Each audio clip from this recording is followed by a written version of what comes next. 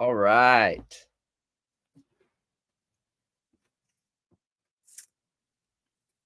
Can everyone hear me? Mic check.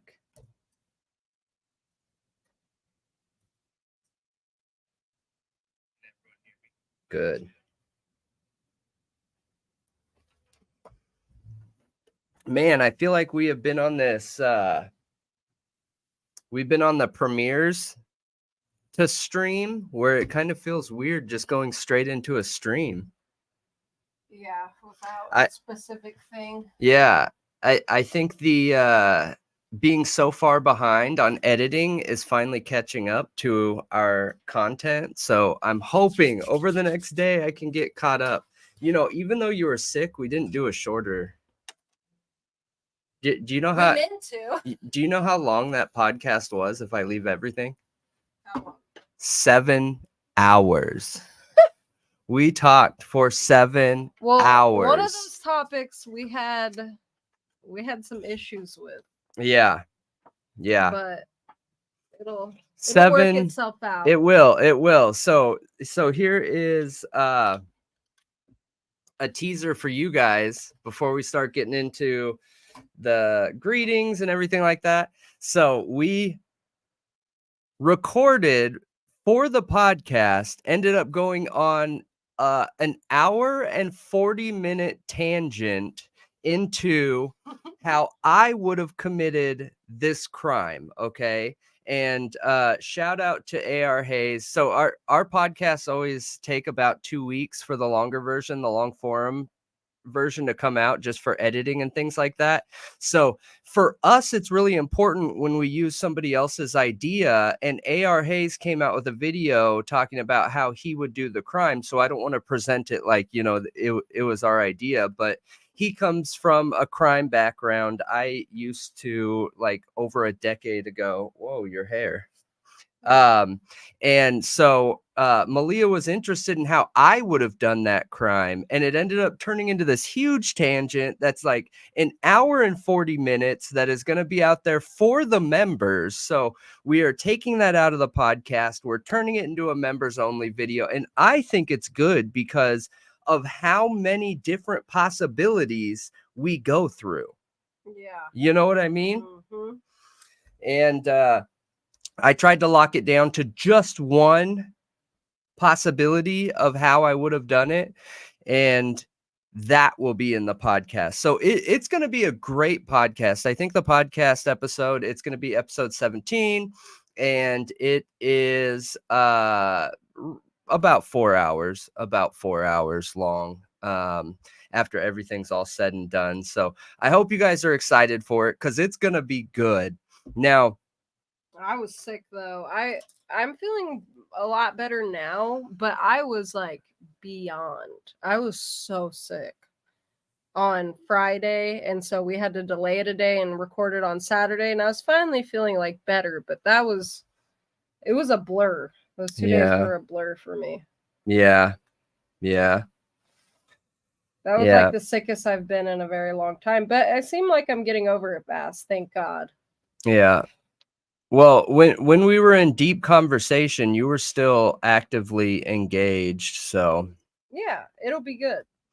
Yeah, I like AR Hayes too, and I really like that he is so raw. Now, one of these days we'll connect, because I feel like I could help him get his subscriber base through the roof with just a few small changes. Because, and why I'm saying that is not because there's something wrong with this content, but for those of you that don't know, I have a bachelor's degree in business and merchandise marketing. So marketing is kind of my thing. Creating businesses are kind of my thing in that sales industry. And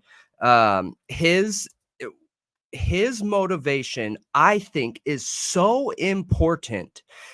Growing up around criminals, being a part of crime, that is one of our biggest areas of opportunity as a country, in my opinion. As a country, we fail our criminals. We fail our people who we hold accountable with our justice system. And when we send them to prison, we create great criminals. That is not how rehabilitation is supposed to work. You know what I mean? No, it's So not. yeah, AR does phenomenal. He's incredible. I could just show him some tricks with his video process with colors. It's not what you guys think. It's more color marketing. So there's certain things that that make people more attracted to videos without them knowing that. It's subconscious things that will attract people to it. Oh, I appreciate that, Rumsey. Trying to pull a Brad Pitt here with the hair and the beard, you know. All right. So let's dig into the hellos from everybody. the hot dog has been published. Oh, yes. So we got hot dog emote now. What? Yeah, you might have to refresh your browser, but let's see. Someone refresh the browser and see if you can post a hot dog. I was trying to get it uploaded because I had it done. I just hadn't uploaded it yet. Hot dog. You should be able to click that and just see it. No? There it is. Yeah. Oh, it's not loaded yet. It's not going through. It's there, but it's not coming through yet. Okay. All right. So tonight, though, we have a special episode on the books where one of our axiom quotes. Okay, let me see. Do I have? Yay! There's the hot dog. Let's get into our axiom here. For those of you that are live watchers and don't like watching pre-recorded like that, here, for those of you that, bam, there we go.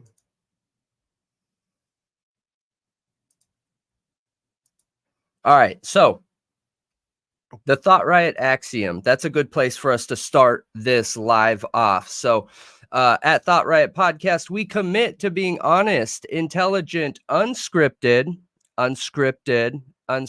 for all those vocabulary warriors out there. I see you. Unscripted and interesting conversations, bringing information we get, following it wherever it leads, holding nothing back, sharing brutal honesty the entire time. We censor nothing and talk about everything. Yes, I feel like we need to do like a high five chest bump, you know? Yeah, with true crime, a lot of people just expect you to have this whole scripted story, like more like Annie Elise style, which is incredible, and I love listening to that. Yeah. But a lot of people who are into true crime will come to our channel and not quite get it. They won't get it yet. Yeah. But eventually a lot of them end up coming around. Yeah, absolutely. It's a talk show. Absolutely. I go out of my way to make sure that I don't cut the mistakes in the vocabulary and things like that. You know, like in content where it's heavily edited, and there's nothing wrong with that. You won't hear people use the filler words like things like that, you know what I mean? Or even, you know what I mean, you know? Yeah. But I think as a salesperson, right, one area that I feel like I'm really strong in is in sales and working with people. I can't tell you how many hours I've spent in front of a mirror, you guys, like talking to myself, watching my body language, listening to my tonality, recording myself and listening to myself over and over and over again. That's probably why I don't feel weird hearing my own voice. You know how a lot of people feel weird? I've never felt weird hearing my own voice. I used to feel super weird hearing my own voice. I still feel a little weird sometimes. Yeah. But anyways, along that same line there, those things make people feel connected to the conversation, and that's what we want. I wanted to come into this to learn from you guys, because I don't think I am some super smart, intelligent, brainiac type person out there. I depend on our viewers to help learn together and grow together. And I think that is where the sweet spot is at. Yeah. You know? Yeah, let's say hi to everybody real Yeah. quick. Yeah, let me see. Hey, Casey. Hello, Miss Kelly. Hey, Madison. Hey there, Dara. Anne, hello. I hope you're doing well. Bianca, hi. Who else is here? We're good, Eric. Thanks for asking. Much better now that like my fever has gone down. Hey, Michael and Joanne. You got your tinfoil hat on. That's good because we're going to get into some conspiracy theories tonight if you haven't already guessed. Yes, we are. Oh, yeah. I I totally didn't land that point. That's why I was talking about the axiom, to explain to everyone that we talk about everything, even if it seems improbable and unlikely. We are going to talk about it. You can still talk about it and not put people's ideas down while looking at a situation objectively, scientifically, and seeing if it has any legs to stand on its own, you know? Yeah. And hey, Rumsey. I see we have some fans of AR Hayes in the chat. That's Good. great. Yeah, that's great. Thank you guys for the well wishes. Appreciate that. Hello from Vegas. Well, hello, Mary from Vegas. Vegas is so much fun. Yeah, I've enjoyed Vegas every time I've went. I've never had anything like, out of all the cities in the world that I've had the most like messed up stuff happen in, Vegas hasn't been one of them for some reason. Now I know people who had messed up stuff happen to them that are like pretty crazy things. But for whatever reason, when I was out walking around, nothing scary happened to me at Vegas, which is I don't know. I've had both. So we had family members that were, I don't know if that's exposing too much. You just had family out there before. Yeah, but part of building Vegas. So they were partial owners of casinos. They were known by everybody. They owned multiple dock slips, like docks out there. And anyone from Vegas will understand that connection, you know? Hey, Ian. Yeah, star of the chat. He's prisoner of the chat. Prisoner of the chat. And Michael is king of the chat. Yep. Hey, Kimmy. Camo crown. You're not really late. You're just in time. Yep. And hey, Violetta. We're slow ramping up always. Yeah, we take a minute. We want to say hi to everybody. Hey, Chief. April, who hates the own sound of her voice. That's how I've been most of my life. Hey, Rosie. Yeah. Hi, Tara. So true. Many true crime channels play it safe. In fact, most only cover the cases that have been solved or cold cases. Yeah, we've tried some cold cases, but I think it's pretty clear that's not what people want to see from us. No. Yeah. It's interesting to talk about like them being solved and stuff, and we still do those with like breaking news sometimes. But the deep dives into cold cases, they're not really what a lot of people seem to want to hear about. Or we need to try a different approach with them and lean into the science, because we've gotten a lot of response back that people love the science deep dives, where like we'll look at evidence or how a case is solved and look specifically into the science and how it works, the statistical probabilities around the success of like the DNA and how likely somebody is to commit this crime, if it seems like this MO is fitting of the suspect and things like that, you know? Yeah. So, hi, Lynn. I hope you're feeling better from strep and got it treated with antibiotics, because strep is terrible. It is no joke. Hi, Sydney. So you're having trouble becoming a member on your own iPhone. We hear this a lot. A lot. We will post the members link, and I hope that helps. If not, there should, for whatever reason, it pops up on my phone sometimes, and sometimes it doesn't. When you hit subscribe, technically that subscribe button is supposed to go away, and a join button is supposed to be in its spot. For some reason, it's just blank sometimes, and I have no explanation for that. Because But Google hates here is a Apple, link. maybe. I don't know. Here is a link, and hopefully that helps. Hopefully that'll take you to where you need to go. Because some people said it didn't work, but we'll see. Yeah. It depends on what device you're on.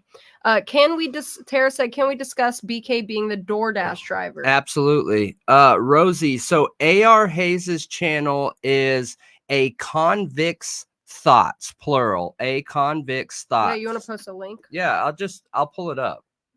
Here. So at least for us here at Thought Riot, I know everyone's different, you guys. But when we get ideas from people, we like to give them a shout out because ideas are money. And coming from the world of business and creating businesses, ideas are money. So I want to be able to give credit where I can. That's not kind of how things work in the true crime community right now, but here we go. So this is A.R. Hayes, and this is who we stole the idea from to give my opinion on how I would commit the crime with my background knowledge in that. So check him out. It is at A Convict's Thoughts right here.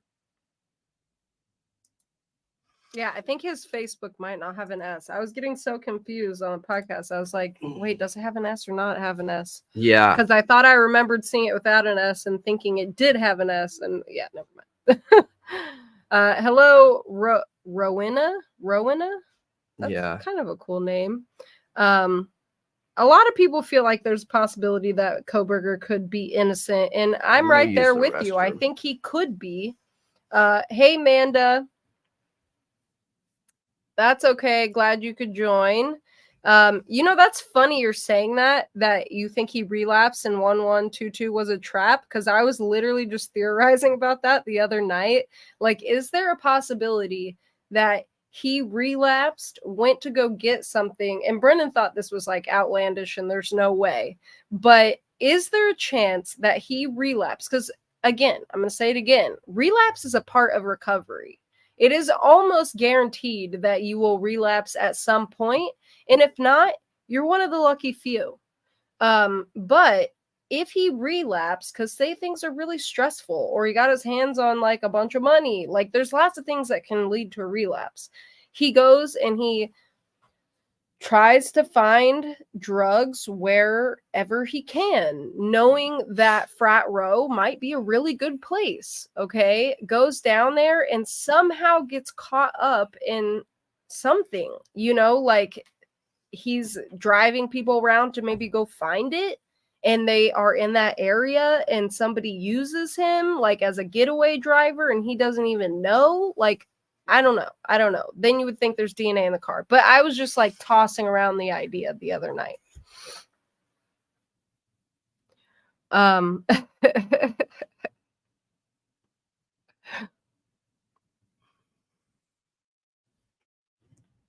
I got it. I'm ready. Chaos Sector. I don't think I've heard of that channel before, Rumsey. Yeah, I'll pull it up though, just so I don't forget, and I'll check it out. Oh, you're like me, Casey. Never had a bad experience in Vegas. Me either. But I do know somebody who got robbed there once, but they were not doing good things, so it made sense that they got robbed. Chaos Sector. I'm gonna have to write that channel down. Hey, Ashley. You don't even think BK was there that night? Yeah. All right. I just think that if he was there, I feel like I have a little bit of a different perspective on it. However, I wonder, like, Bryan Kohberger is someone I would love to talk to. I wonder if we can reach out to somebody that is a doctorate in criminology and compare and contrast how somebody in the line of criminology would do a crime versus how somebody with a criminal background would do a crime. You know what I mean? Is there a separation between real life experience and book smart experience? there is a difference. But I mean, in law enforcement, though, because you got to remember, law enforcement is training their potential agents, officers, whatever, from real life experience that they have caught convicts or suspects or people doing. So it's like they're being taught from real life experience without actually doing it themselves. You know what I mean? Yeah. One thing that I would say is that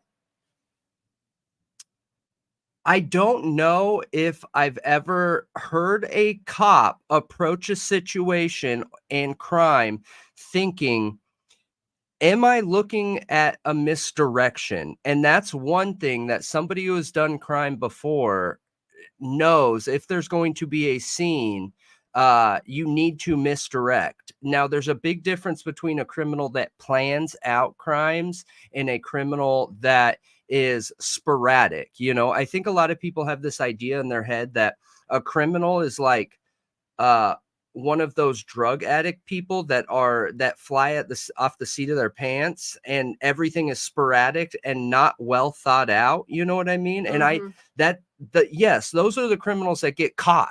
Those are the criminals that get caught. But there are another group of criminals out there that associate with white collar criminals that do things very differently. Very differently. That's a good point. Yeah. Thanks for all of the all the conspiracy theories, Mike. I've never heard the alien one though. That's one I haven't heard. Oh, that would be so great. Yeah. So Delphi, I think, was a cold case. I mean, they were going on 5 years and nothing until randomly they just seems like they find the statement buried and pull it out and they're like, that's the guy. Hey, Steve, good to see you. Hi, Sarah. And so I'm going to be making a video too about my background for members. You know, we're a bit more private, but I will say that I went to college for biology. I did not finish. And I bartended and have done things in makeup and different online things, but that's marketing stuff. Yeah, that's it. Random. I never could quite find like the one thing. You know what I mean? Like you did for like 15 years. Like I bounced around. I mean, different things I wanted to try and do. Yeah, but the way that I've always looked at life is when I'm working for somebody, I'm not doing something I want. So I'm usually always doing something on the side, always. And creating a business to sell it and creating another business to sell it. This channel is probably the first time I've been involved in something where I'm excited to take part in it for myself, not just for the success of the channel to, you know, have monetary success. So yes. All right. It worked. Yay. It worked. You got your membership. Welcome. We are super stoked that you're a member. We're super happy that you're here, and you will be able to see some of that awesome content coming out. Oh, wow. Look. What? Katie Bear. I just wanted to say my brother is in Sigma Chi. I was a sorority, same house as Maddie and Dylan. I also wrote my thesis on drug trafficking in Chicago. Would be willing to share. Yeah, we would love that. Reach out. Yeah, send us an email. Are you posting the email?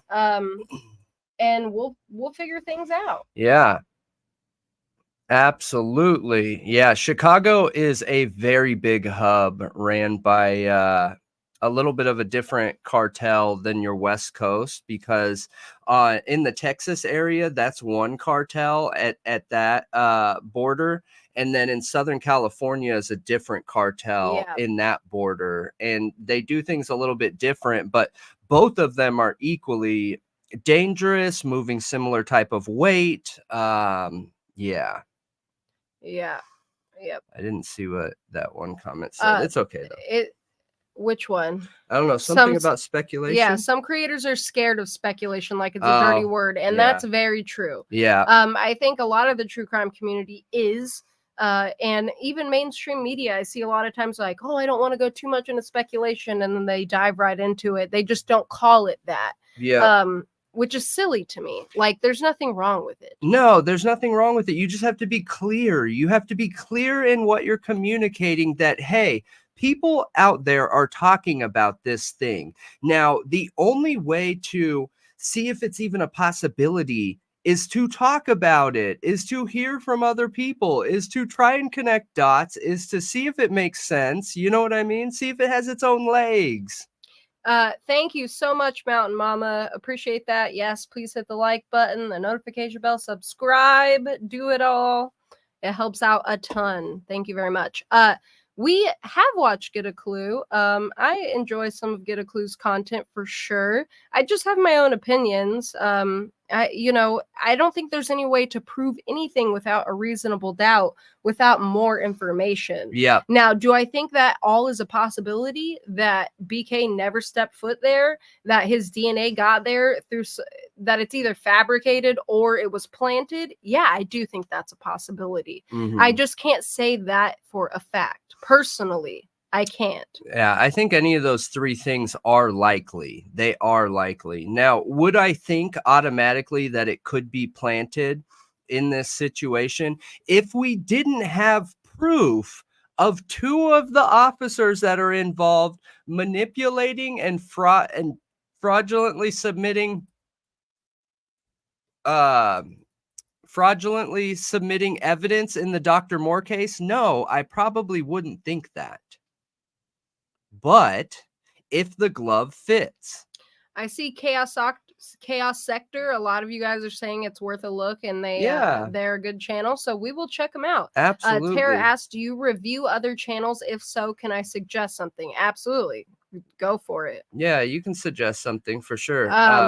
Can't guarantee. I mean, we haven't really done a review. We do a creator spotlight every week on the podcast where we highlight a channel, and we say what we like about them. We ask them for a statement, about like why they're in true crime, what their goals are, things like that, and then we share that. Yep. I need to start posting those on their own in their own playlist so that they can have their own spotlight separate from the actual podcast. I think we should turn it into like a short. Like, I'll start clipping it up every week and making it a short to post. I think that's a good idea. Absolutely. All right. Oh, Casey. I don't know if you shouted out Casey. This? I just didn't see Casey in the chat until now. I did. I said hi to her. She was here from the beginning. When I was going to the bathroom. I think she was the very first person in here. Oh, well, ADHD, all right. That's my go-to excuse. That Ashley, you were asking who somebody is. That's a frat. That's one of the frat kids that Ethan got in a fight with. Just so you know. We are not married. Okay, so this is Katie, who said she was in the same frat as Dylan. I mean, for my thesis, I surveyed 10,000 high school and college students in and around the city of Chicago. The amount of drugs they did, the number was even higher than they said on here. Yeah, so we just did a video on the statistical evidence around drugs in high school students and college. Because we're covering some of those details locally, and their statistic was 90% plus, and they show the work on, what is it, samhsa.gov. So on samhsa.gov, I think in the video I said that it was 180 pages. It's actually like 300 and something pages of showing their work, how they got to the conclusion that they came to. And there were some math problems in there that are they're figuring out probabilities and statistical probabilities for kids saying that they aren't using when they are, and all that stuff is taken into account. And that's why it's 90% plus, because there is a gap of error there, whether, they're going to be honest or not. So we would love to talk to you about that stuff. That's super interesting. And I think adds a whole bunch of likelihood to this theory. Now, one thing we do when we look at theories is we try and keep the current suspect out of it, right? And see, is this theory able to stand on its own 2 feet by itself? Is there some kind of connection? Can we find some kind of motive? Can we find some kind of means? Can we find any kind of evidence that could make people think, whoa, what is going on here? It feels like there's something more, you know? Mm-hmm. So Hi, little Har Oak. That's kind of that's an interesting name. Okay, so I think it's very possible Alex Murdaugh did not shoot his family. I think honestly that's more likely than that he did. But he is to blame, in my opinion, and he is exactly where he should be. I think he had something to do with it, even if it was not him to pull the trigger. Yep. Because the two guns, the way they explained it going down that night, like, which I don't think they ever gave a clear, defined, like, this is exactly what he did tactically. I can't see it happening. I just can't. Yeah. Yeah, I can't either. He's so inexperienced around crime and criminal activity. It takes a certain person to be able to do that and to be able to keep it together and say that he swapped guns somehow, but then got rid of the guns and then called the police. I don't know. I just don't see it. But I do think that his lack of experience and interest in being involved in crime is the exact reason. You know, he had some enemies in that area, some major enemies with some serious gangs in that area. Okay, Miss Kelly. Hey. All right. Yeah, should we get into something? Yes. Where do we want to go first? I think that a very real possibility is that it was aliens.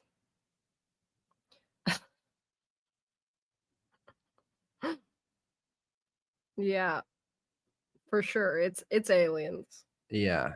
Aliens came in and scrambled up Kohberger's brains. Solved. Yep. Solved. No. So some of the theories out there, let's get into these leading theories, okay? And we've brought this up a little bit the other day, and it was interesting. People were interested in talking about it, so I wanted to bring this up again.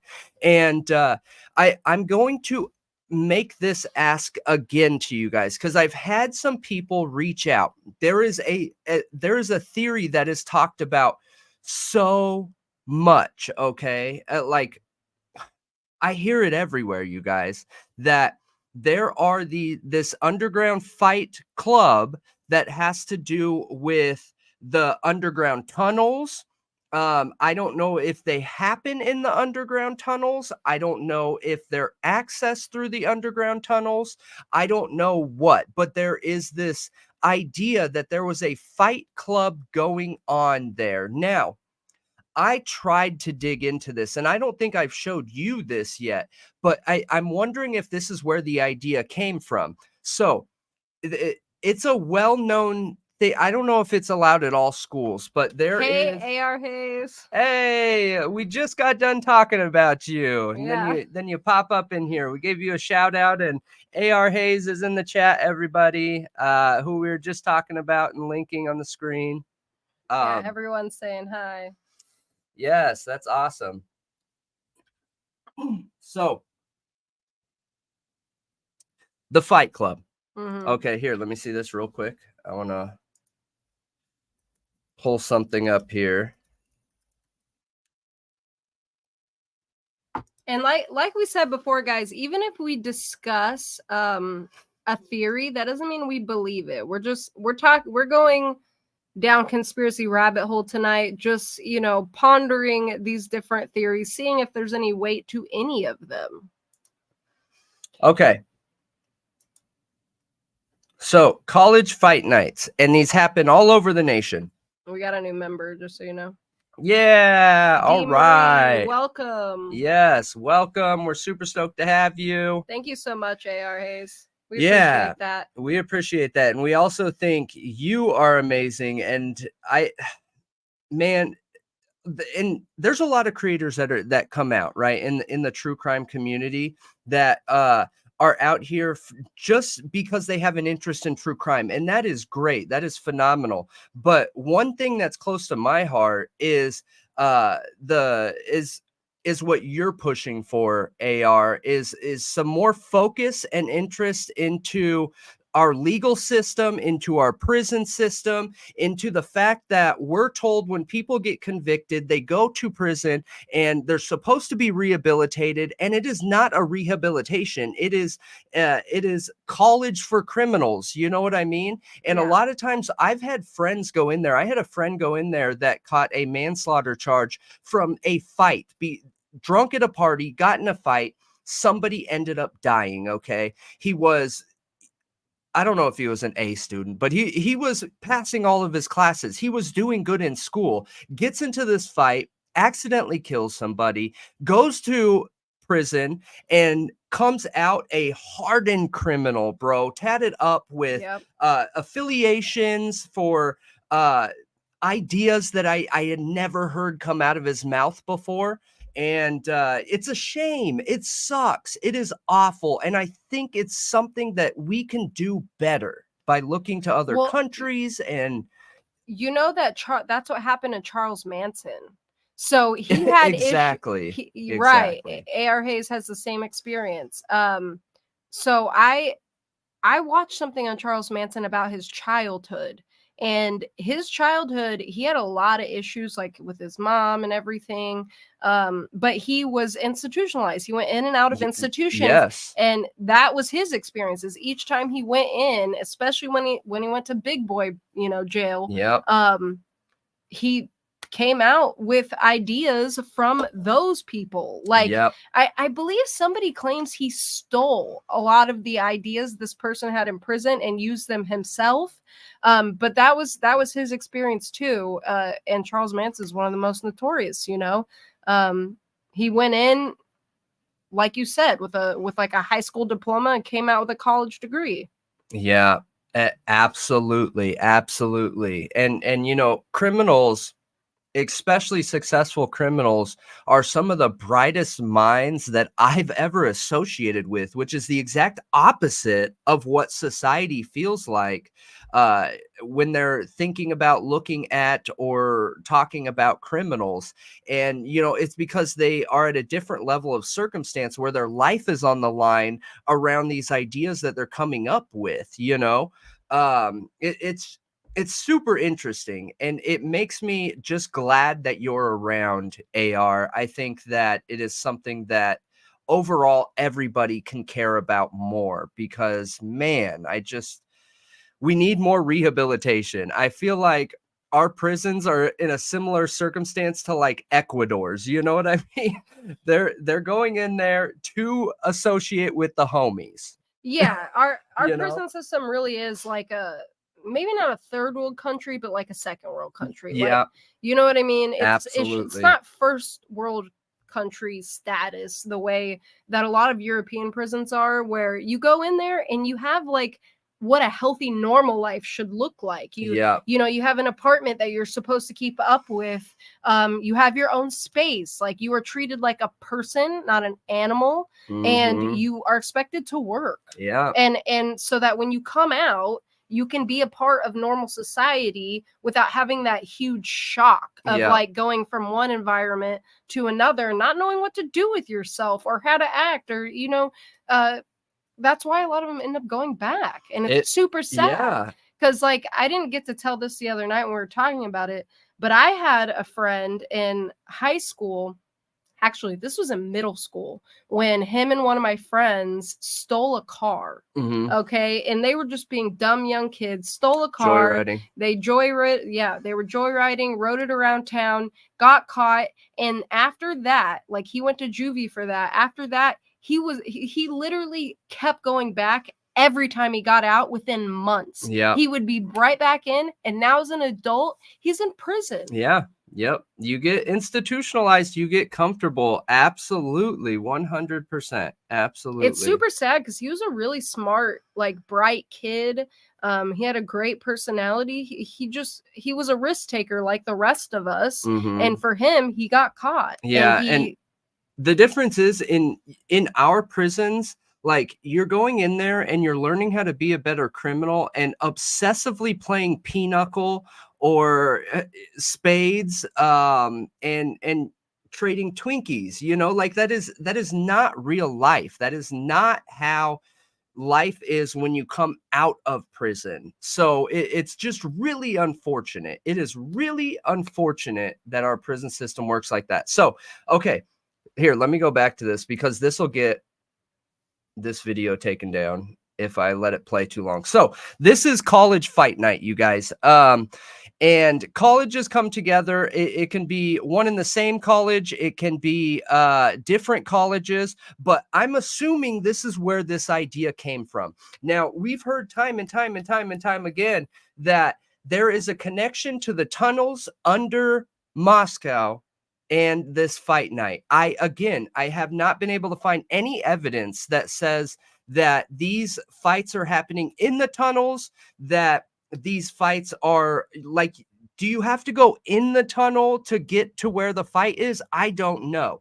But I asked everybody probably a week ago, if you have any evidence, I mean any evidence of this, I would love to see it. And I don't mean that in a way like, haha, this isn't true. You can't show me evidence. Like, I legitimately want some evidence because I do think that colleges and sororities and fraternities can have fight nights. You got to remember. So, you know, Sigma Chi has a fight room for UFC. oh, really? Yes, they have a room where they watch the UFC fights and they call it their UFC room. So there is a connection to fighting there. Okay. So is it possible that they have a fight night there on the college? Yeah, I think that's possible. But did it happen that night?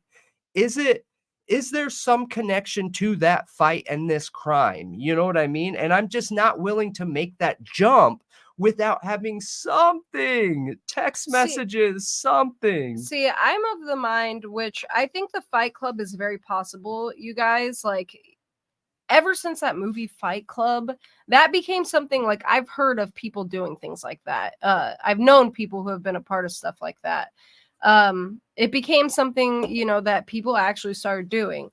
But and with UFC, like the popularity of It MMA popped up and all UFC at the same time. Yeah, Mhm. and you know, when I was growing up and I was in like high school, early college years, a lot of the guys I hung around would spar and like do stuff like that together just for fun. Yeah, I did it too. Yeah. So, but I don't know that that has any connection with the frat fight that we're hearing about. Yeah. I think the frat fight that happened, from all accounts, from what we're hearing, was a misunderstanding or something, an actual fight where they were mad at each other. Words were said. They got into a fight, and Xana had to break And it maybe up. that sparked it.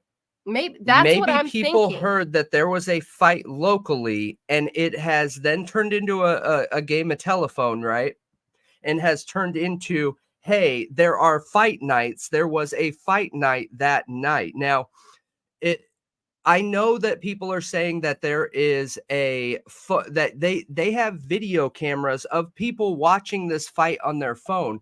However, I have not been able to see anything that confirms that. So, you know, I'm asking everyone who's going to watch this video, if you have legit evidence, right? Not an assumption, not a, hey, look, they're looking at their phone and they're looking at the fight. I need something that shows me two people going at it, confirmed, you know, Yeah. in order to be able to go down this hole and say, okay, now we have some kind of concrete evidence that something was going on here. Now, what else can we find? And I'm having a hard time finding that.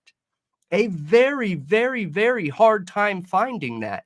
I'm more on the mindset that it's created from a game of telephone instead of it actually being, we're going to get proof of tunnels. We are. Yeah, and I wanted to say, AR, I'm really happy for you. I truly am, that you found somebody, a wife that supports you, a partner in life, and that you're doing better and that you're, going down the right track now. Been there myself, though. I've not done time like that. Let me see.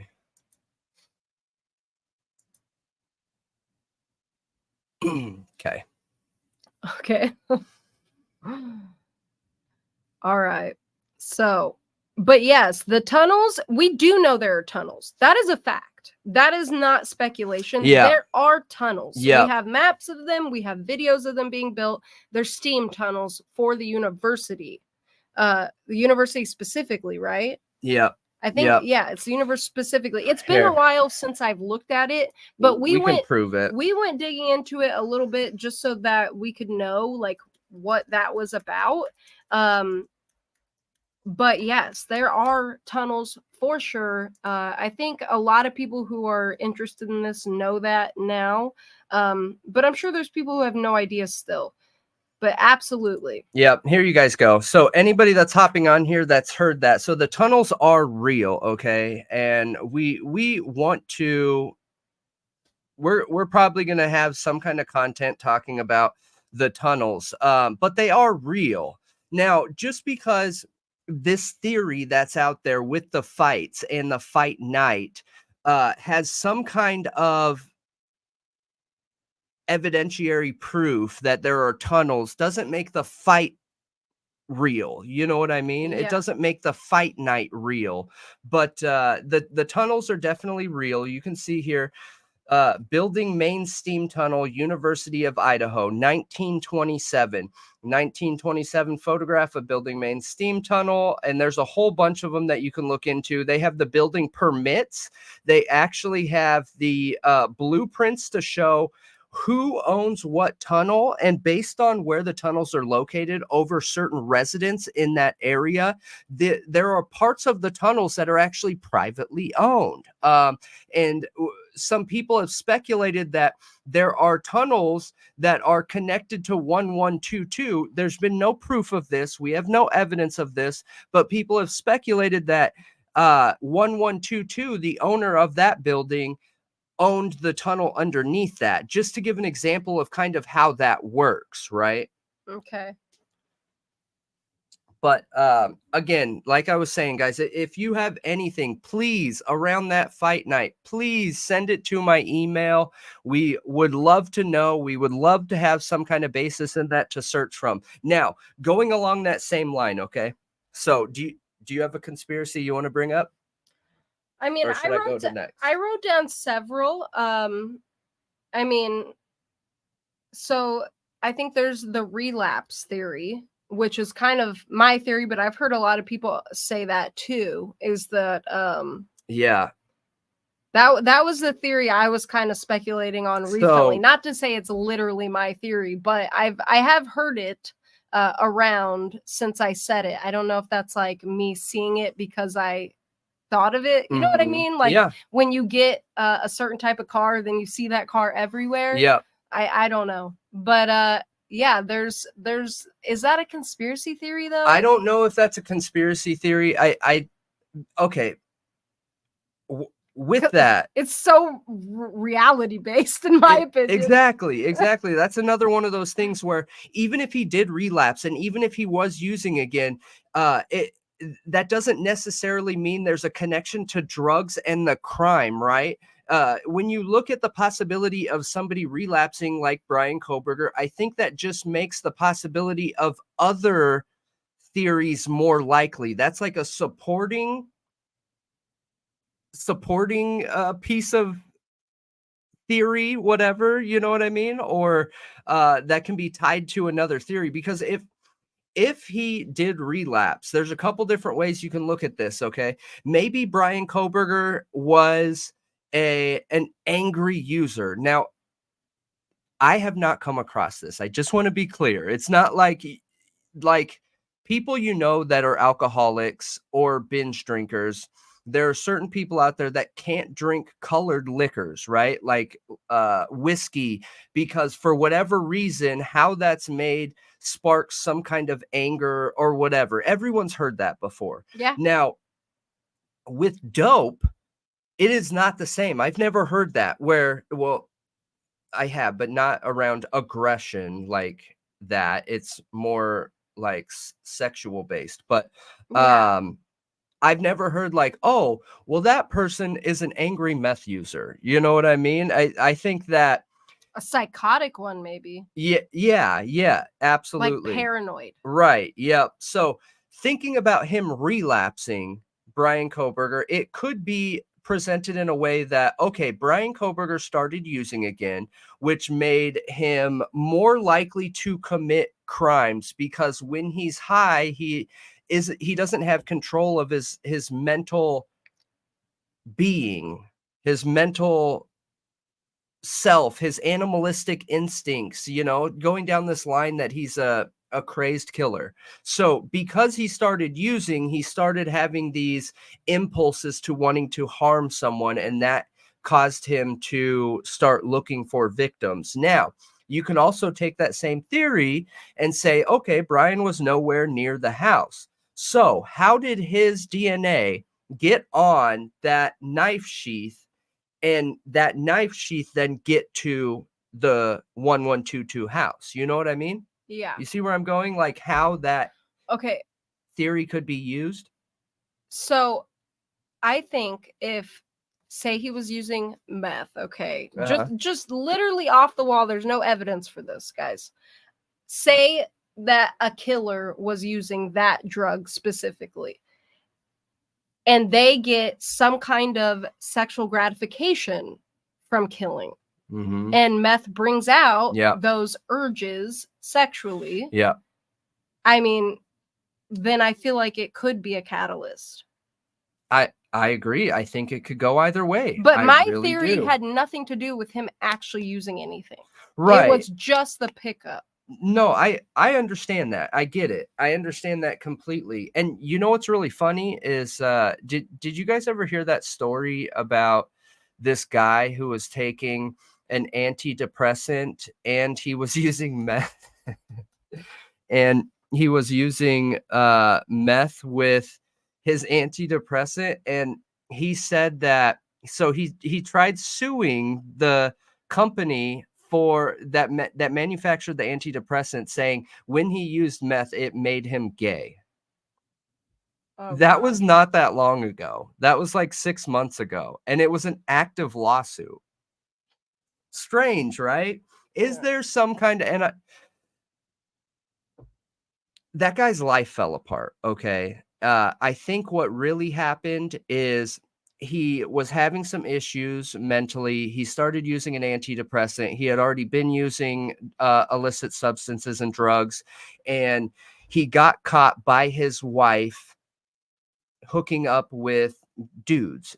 And he used that theory that these two combination made him gay to explain to his wife why he's cheating on her. That's what I think was going on there. Oh, that's so absurd and gross.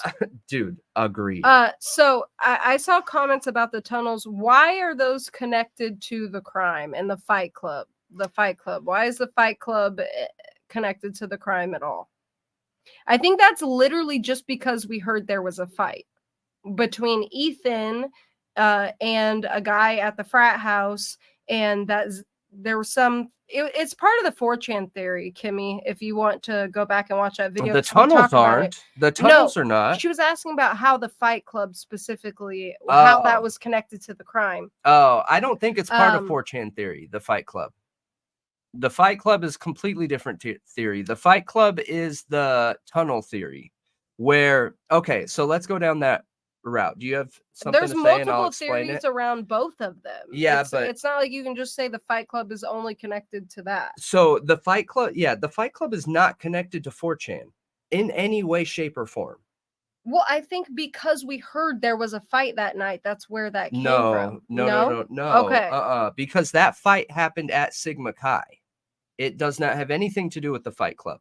So here is the other theory, you guys, and this is probably the biggest one out there. So what a lot of people believe is that everyone went to the Sigma Chi house. Okay. Are you listening? Mhm. Are you reading comments? I'm listening. Okay. So everyone went to the Sigma Chi house, and that is where they were partying and hanging out, waiting for the fight night to happen, where they're going to go through the tunnels to this fight area.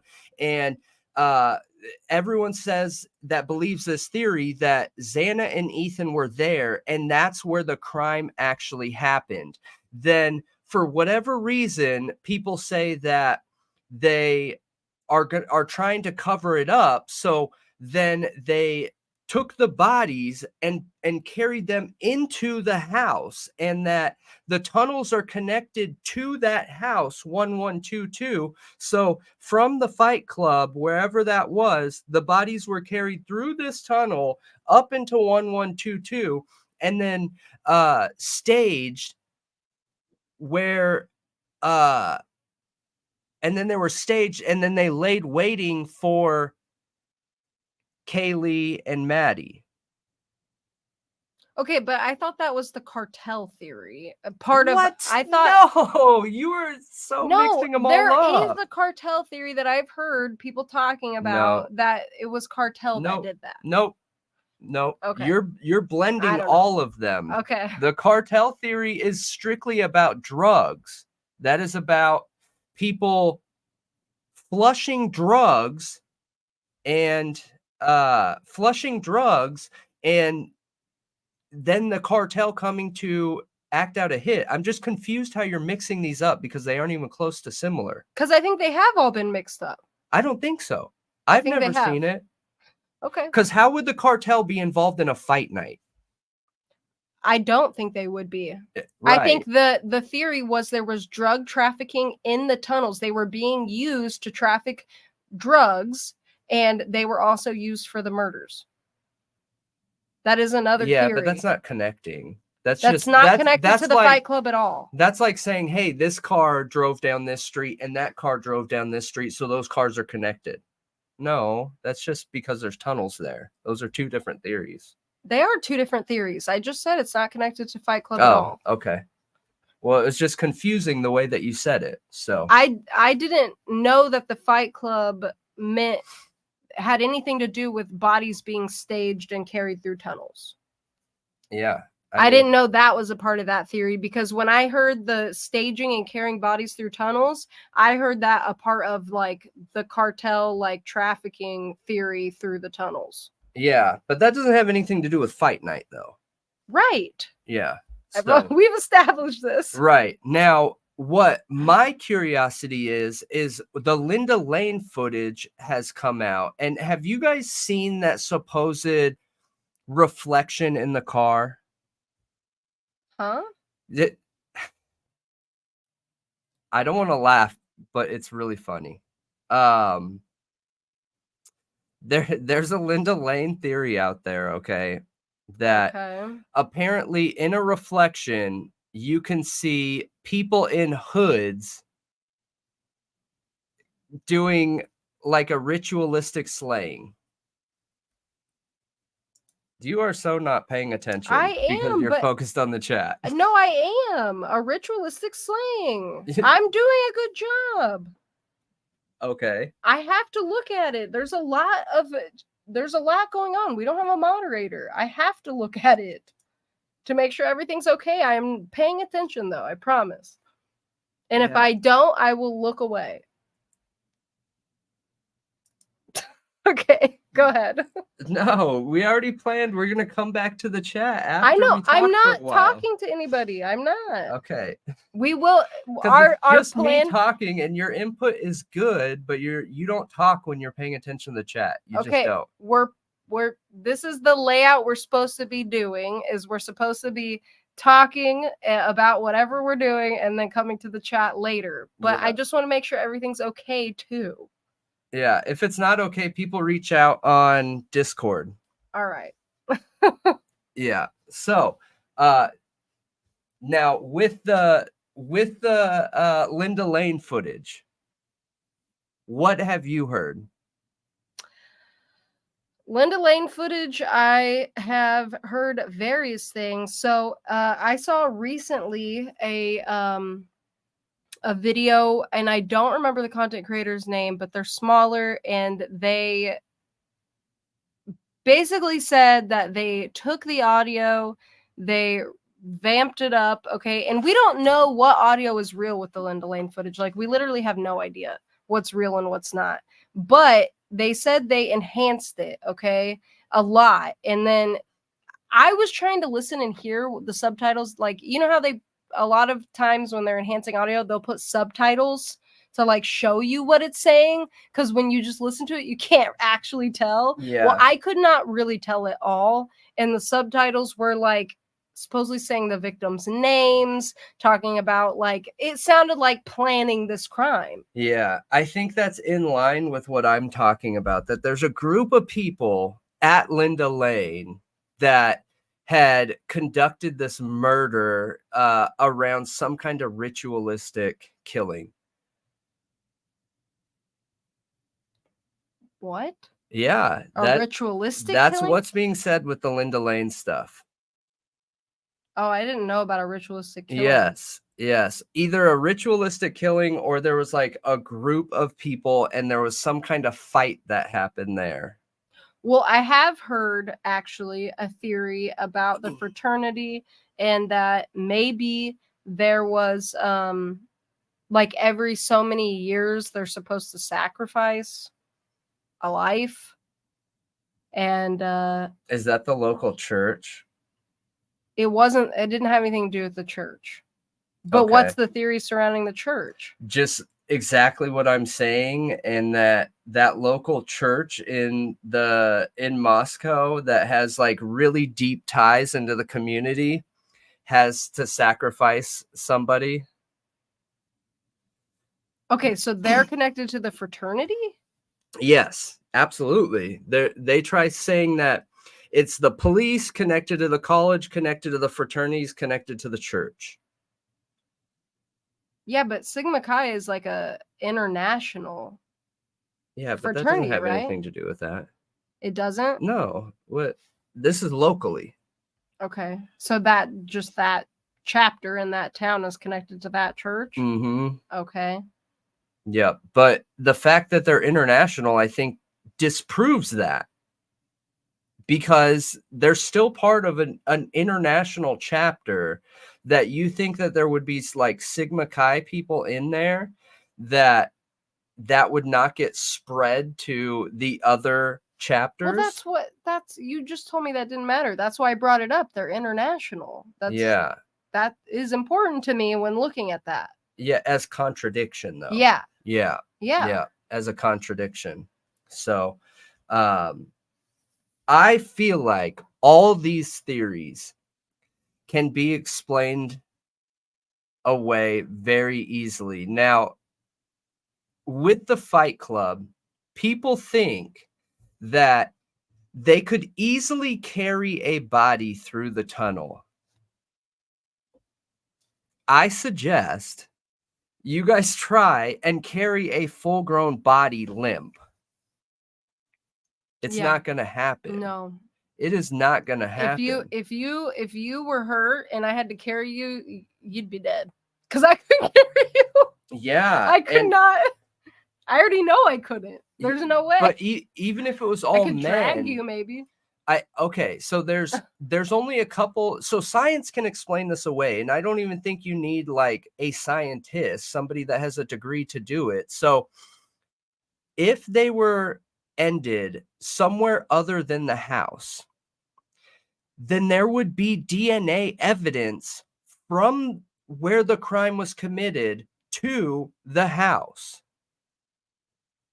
Right. There would be a blood trail. Absolutely. And then I'm sure what someone else would say, well, what if they didn't stab? What if they were ended in another way? Okay, but then the wounds that were stab wounds, let's just say they were ended a different way, a bag over the head, carried through these tunnels, taken to the house, set up, and then the police were led astray by stab wounds. Their heart had already stopped beating at that point, and they would be able to tell that those were post-mortem wounds. Those post-mortem wounds would not have blood going anywhere. Blood would already start to pool in the body. It starts immediately after a heart stops. Okay, so I think we know what we're talking about right now, but I saw that some people are confused. So what's the theory we're on right now? What's the basic outline of the theory we're on right now? The Fight Club and Linda Lane. And I'm explaining why bodies being carried to the crime scene is not possible. Yeah. But the Fight Club and Linda Lane, like I was saying earlier, there's so many theories and so many of them have bits and pieces that are super similar that if you just say Linda Lane, that I feel like nobody's going to know exactly what you're talking about. Well, it could be any of them. Any of them that require the bodies to be transported. Okay. All of the theories that require the bodies to be transported. It's just not possible. Well, also, if the bodies were transported, I feel like there's no way there would be blood leaking out of the house without somebody like having intentionally dumped blood in there. Agreed. I think that without understanding how a body's blood starts to pool, maybe it sounds plausible, but it's not. It is not. Is not possible. How long does it take the blood to coagulate? You mean inside of a body? Yeah.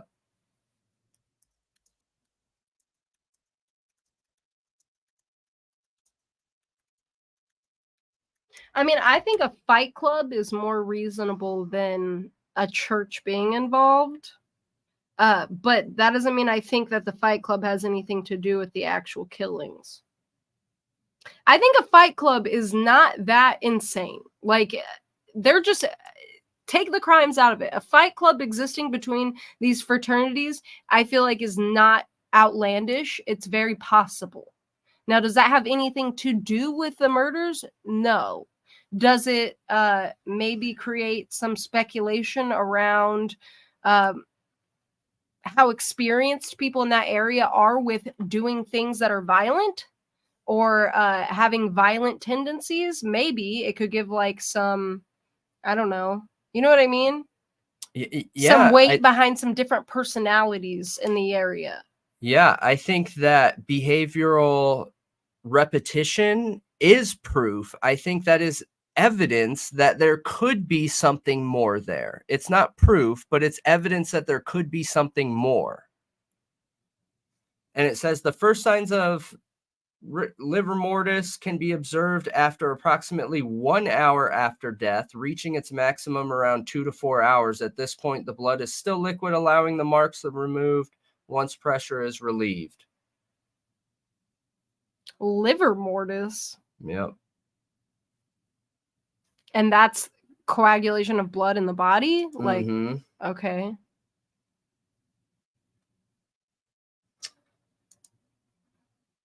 Interesting.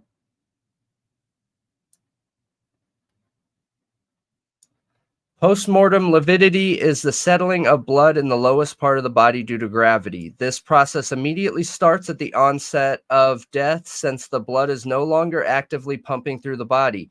The blood will start pressing on the skin, leaving red and purple marks. The first signs of livor mortis can be observed after approximately 1 hour after death, reaching a maximum around 2 to 4 hours. So that right there, in my opinion, you guys, knocks any of those theories out. All of them.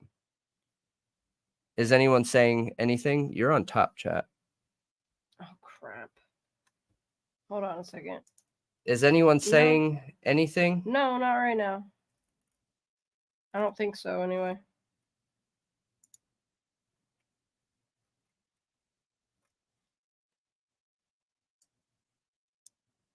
Yeah, I think that's really important.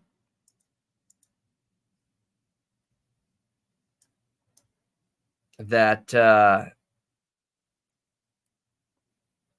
Yeah, I think rigor mortis is different than livor mortis. Livor mortis is the focus of blood, and rigor mortis is muscular.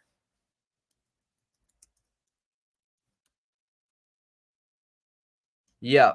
So rigor mortis is muscular. Livor mortis is blood.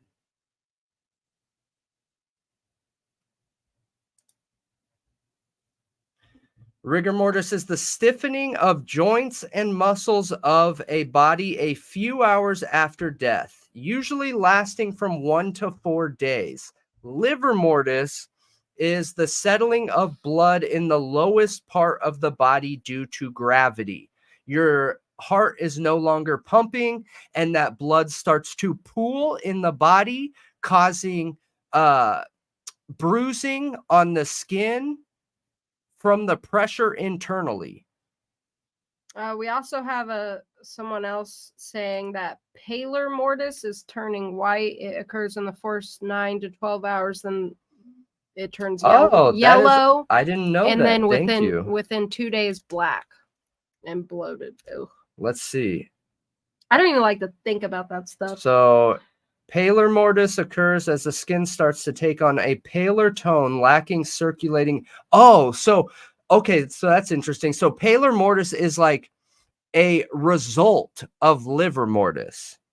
Because let's say somebody's laying on their back and they're ended, your heart is no longer pumping. That blood will start pooling to the back where it is going to show some signs of bruising. And then you could have paler mortis on that top portion of you. So I think where I'm going here, without going any too much more scientific, right, is that I don't think that's possible. There would be very obvious signs of movement of the body, of postmortem injuries, of it. If somebody is stabbed and their heart is working, you are going to get a very different response because you have an equal amount of blood throughout the body, in the front, in the back, and their internal organs, than you are from somebody that is going through livor mortis and all their blood is pooling in one area because their heart has stopped. I just don't think it's possible. So it's interesting that so we actually have two, like, you know how we have our circulatory system, okay? Yeah. And we have a heart that pumps that blood through our body. Well, we also have a lymphatic system that is similar to our cardiovascular system, but there's no pump. So your lymph nodes, when they get swollen and stuff, you know, that's part of your lymphatic system. You have all these lymph nodes, you have all these ways it travels through your body, but the only way that fluid moves through your body is if you move your body. Oh, so that's why they suggest lymphatic massages and moving, Oh. like exercising is really good for your lymphatic system because it doesn't move unless you move, which I think is interesting. It makes me think of that. So if you had a body and the heart starts pumping, you could technically keep the blood moving by moving the body, I guess. And if you do, it's not going to all settle in one area the way it would. That's just what my brain is connecting right now. And I thought I would share. It wouldn't pool, but yeah, I think it would pool no matter what. And imagine carrying a body where the blood is pooling, then the weight would change. How much blood weight is in a body? How much weight is the blood in a body? If we're too nerdy with these, you guys, let me know. We can change the topic. I like getting nerdy. A trampoline benefits the lymph glands the most. Thanks, Griddler. Okay, so it says the average human body contains 5,000 grams. Which what is 5,000 grams? 2 pounds?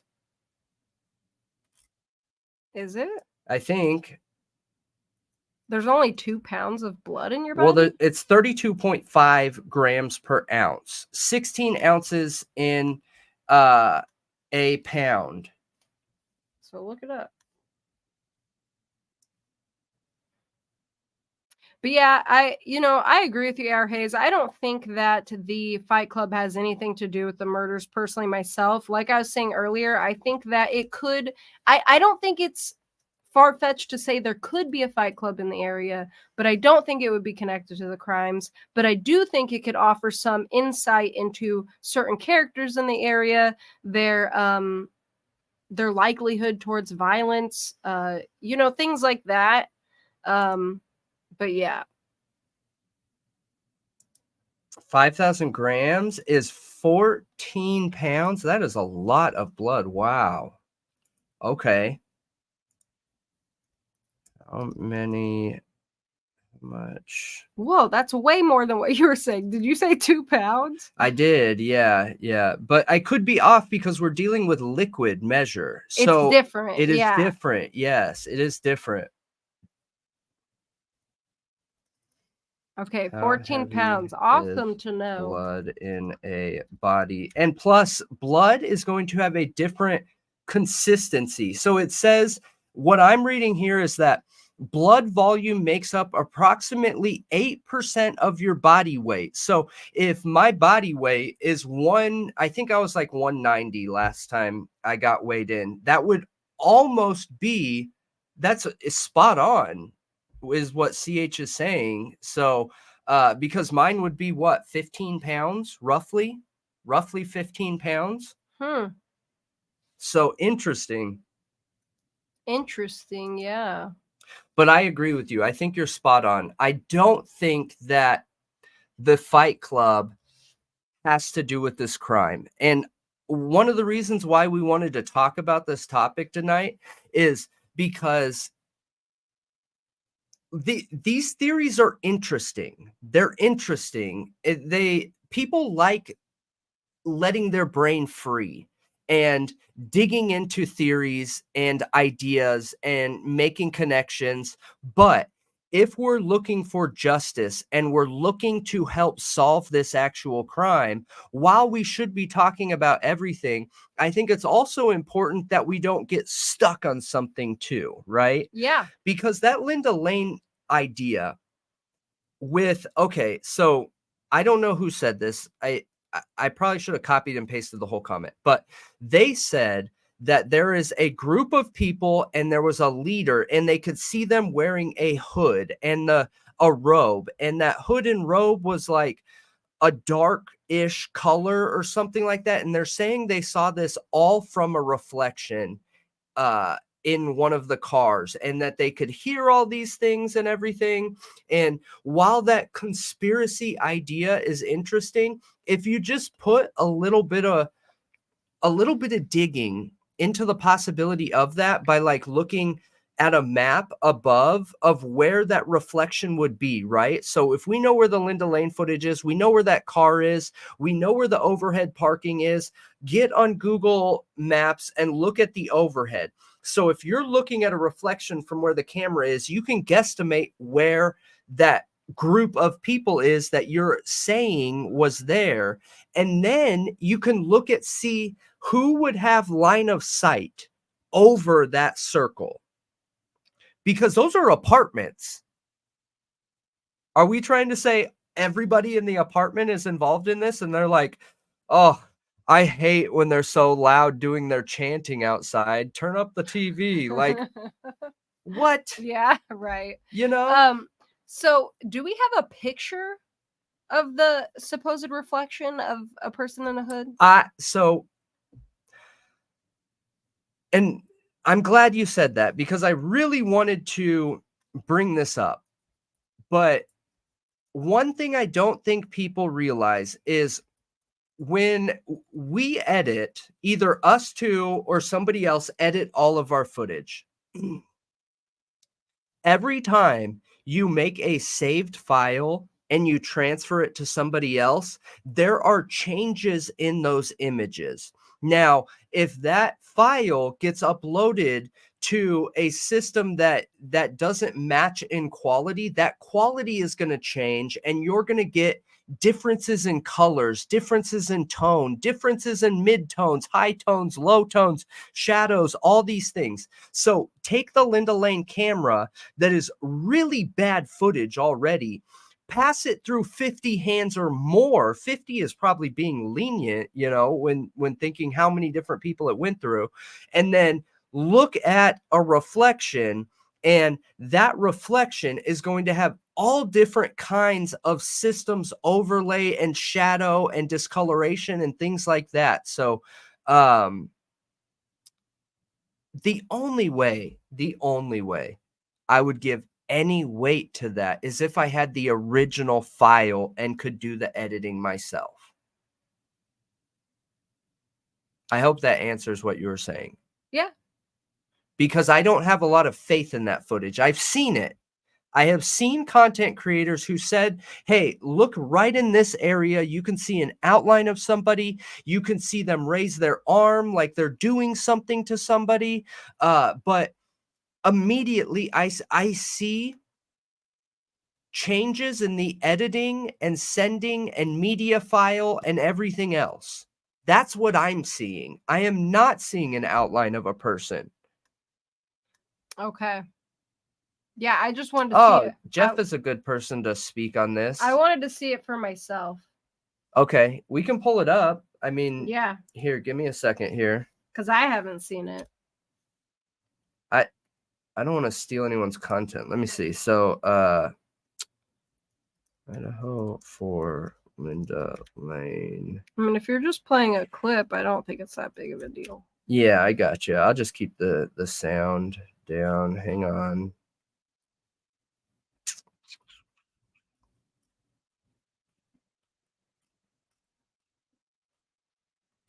I mean, there's people saying they have the unedited video, but how do you know for sure you have the unedited version? You don't. There is no way to know. I've seen several people in Reddit claim that they watched the unedited Linda Lane footage, and I'm like, but how do you actually know that? Because do we even know technically where it came from? I believe that it's in here, right? Okay, so I'm going to show you guys this. And who is this? LTL True Crime Podcast. So shout out to you. That's the first one that I clicked on. So if you're interested, check this person's video out. We never want to take any views from somebody like that. But correct me if I'm wrong. I'm going to let this sit here just for a second. Anybody that is familiar with this theory, just verify this is the right one. We're supposed to be able to see bodies right here, correct? Am I correct in that? Do you have the chat up? I've watched it, but I watched the close-up, so I just want to make sure that I'm looking at the correct one. Yeah, exactly, AR Hayes. Exactly. What? Nobody knows who has what video. The owner of Linda Lane could sell it to anyone, and then copies get made. Exactly. 100%. Micro Kimmy said LTL is a good channel. Oh, good. I don't know. This footage is like 6 hours long or something, so I don't think this is the right. I mean, it doesn't. It's this reflection, though, you guys. I'm gonna have to look at it again. Let's see here. How quick is? Only 2.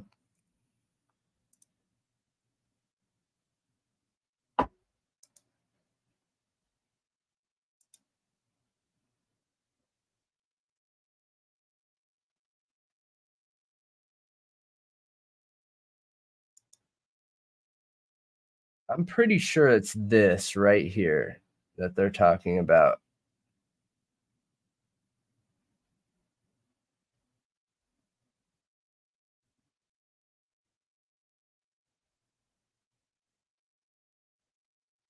There's definitely like something right there, but look.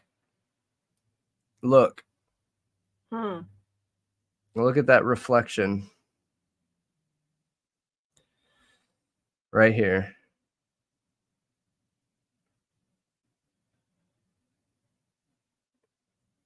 Is it playing right now? Yeah. You can see some movement, but I dude, don't it see could be nothing. anything.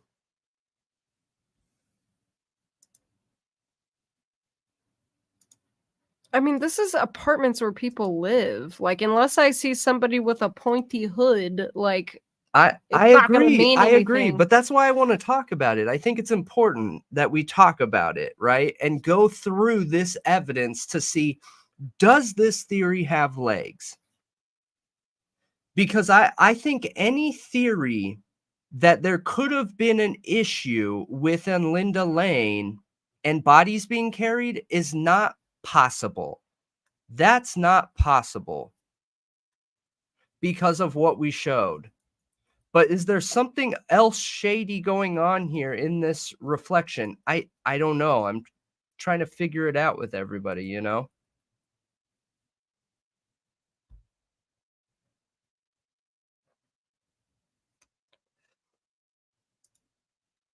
Are you looking it up? Mm-hmm.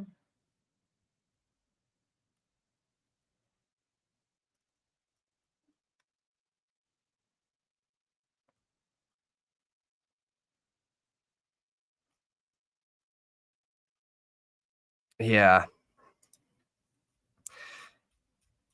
Yeah. The reflections are different videos. Okay. Okay. I was wondering. I probably should have had this video before I came on here, you guys, but since we were getting into it, I figured we'd just check it out. But I have a really hard time believing that that's possible. Very hard, just because of the science around the body and how the human body works after the heart stops. It is just not very likely, in my opinion. But I'll research that again. I will try and find that video again, and I know Malia's here looking at it, looking for it too, to see if we can pull it up.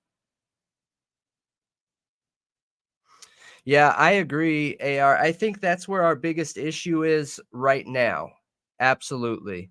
And that's where my opinion, where the biggest problem is in the justice system. And the fact that it seems like in a lot of these cases, our rights are being trampled all over. And, you know, it's really funny because these people come out and say, like, shame on you, let the cops do their job. But what are you talking about? The cops uphold the law that the people vote for to put into place. The cops are public servants and we are the ones to hold them accountable. So this idea that we're supposed to get out of their way and let them do whatever they want, that's the opposite of what our Constitution says and our rights. Find anything? No, I have no idea what you're talking about. I haven't found a single thing. Okay, I'll find it. Here. I'm guessing it's being, honestly, I think it's being buried in the SEO. Probably.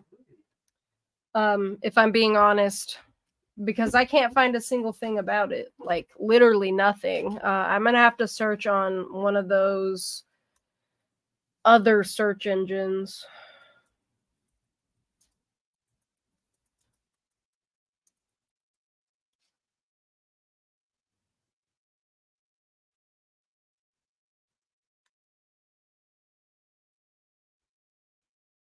So annoying.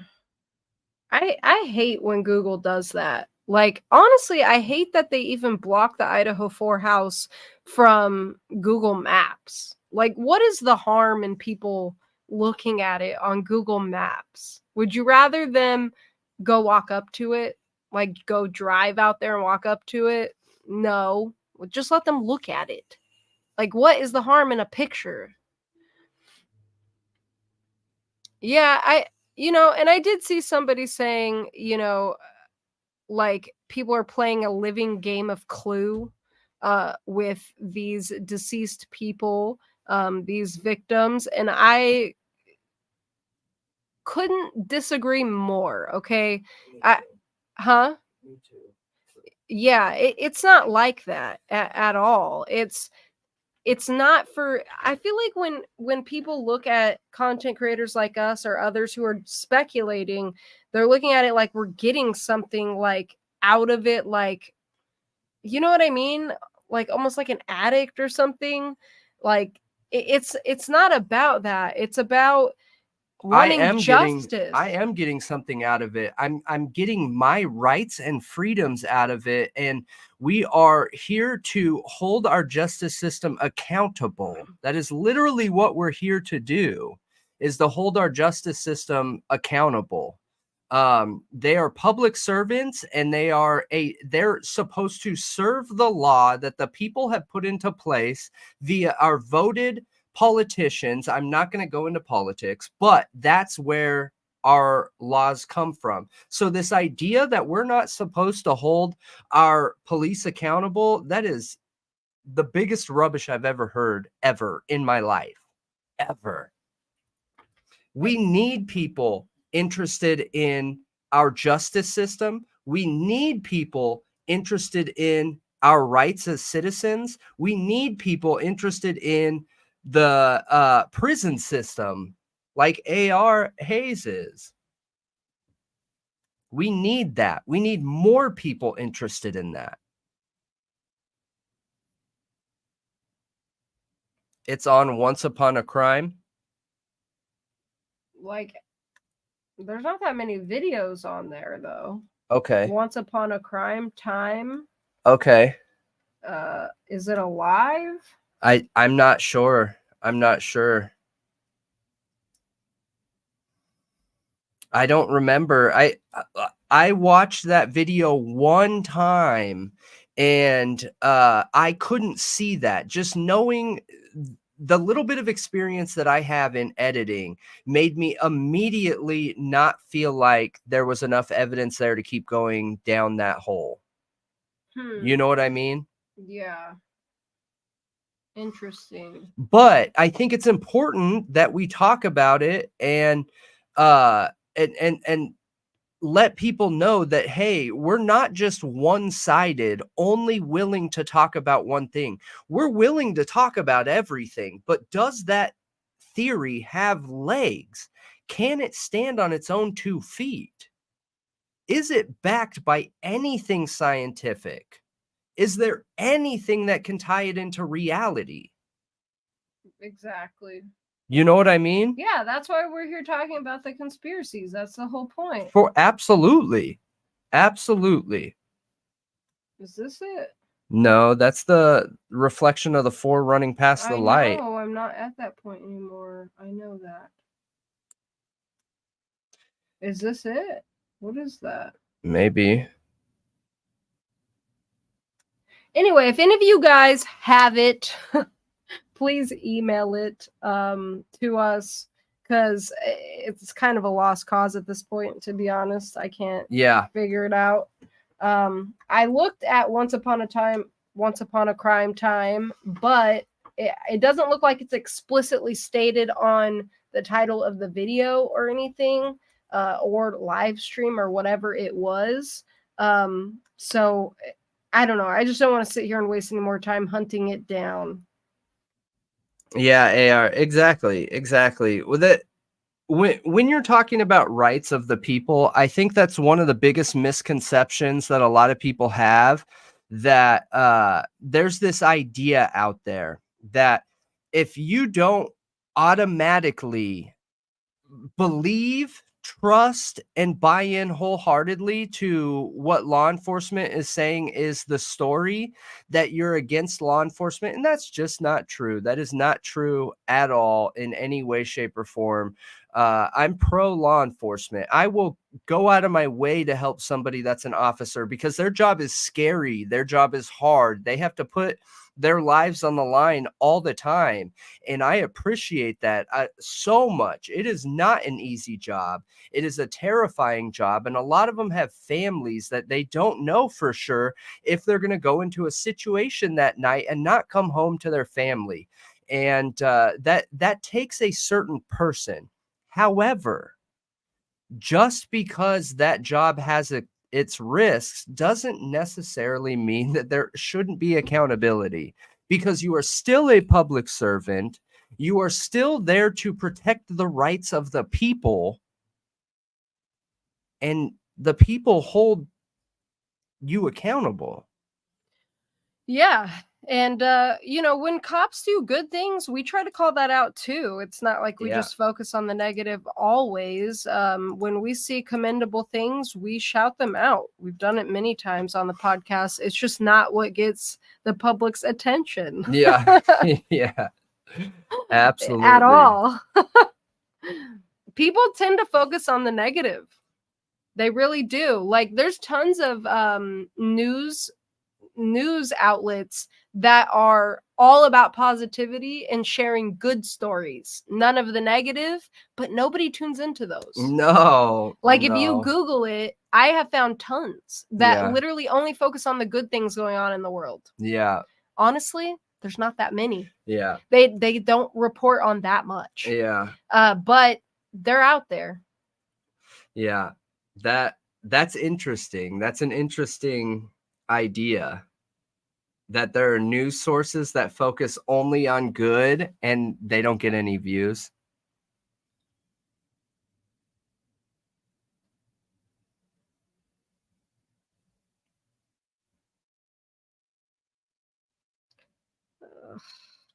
I don't see anything.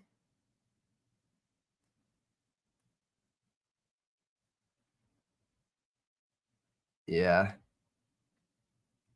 Okay.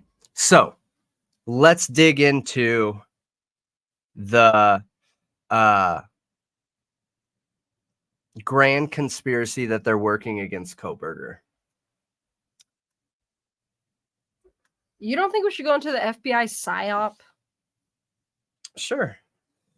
Like, what grounds could there be? Because I've heard this one stated a lot. Yeah.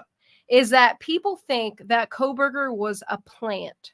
Maybe even Kopaka too. A plant to uncover corruption? I've heard in the PSYOP theory that some people believe this crime didn't happen, that it's a setup.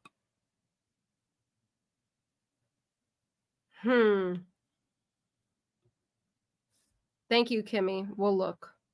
I'll take a look real quick in here 1 second. So that's like that's Sandy Hook level, man. Yeah.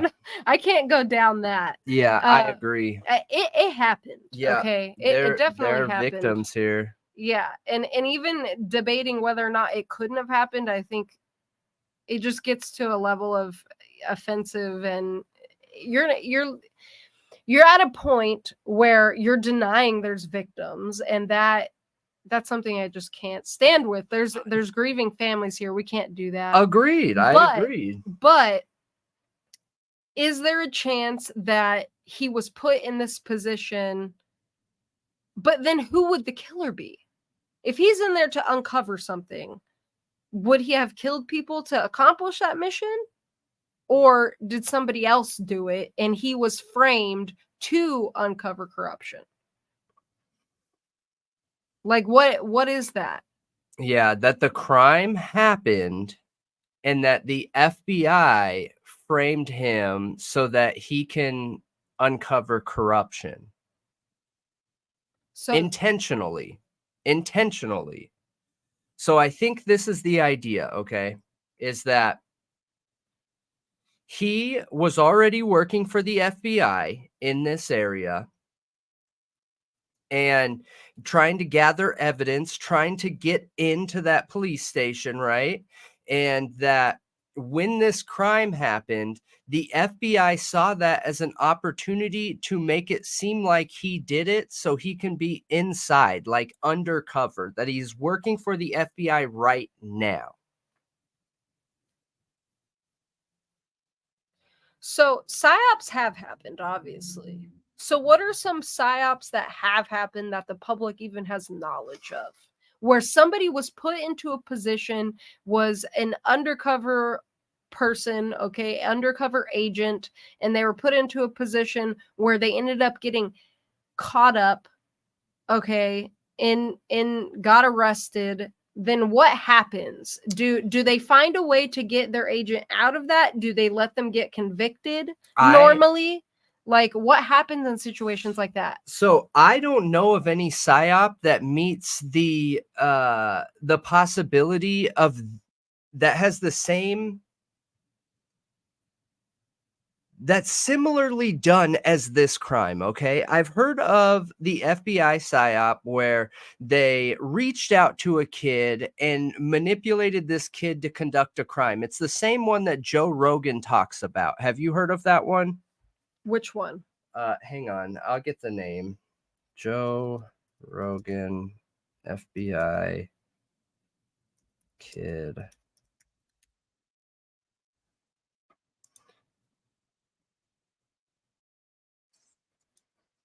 Yeah, and I just want to clarify, just because we dive into a conspiracy, you guys, that doesn't mean that, or we're debating it, doesn't mean we believe it.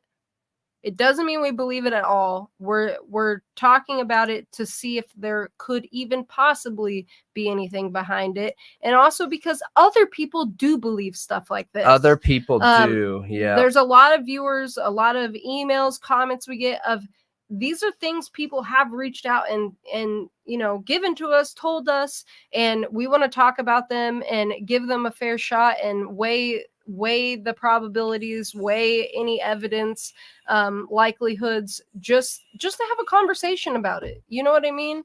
See where it takes us. This is really open-ended. They either believe it or they want people to believe that they believe it. Right. I don't know which one it is, but so here. Doing things to set people up, like the Governor Whitmer thing, where they had 14 people that were trying to kidnap her, and 12 of them were FBI informants. Oh, that's right. Was that the lady in Michigan? Yeah, and the two guys that were like, we didn't even really want to do this. Like, they were dumb dudes that they talked into it, and they've done that before with people. That 19-year-old kid they talked into detonating a fake bomb. They radicalized him. He got a real vulnerable, dumb kid. Yeah. Radicalized him, gave him a bomb, told him to plant it, gave him a cell phone to call. He's going to detonate the bomb. He did it, and then they arrested him. Gave him all the stuff. They told him to do it. Then he did it, and they're like, we gotcha. We stop this terrorist plot. They're doing. Yeah. So that is one. Interesting. Yeah.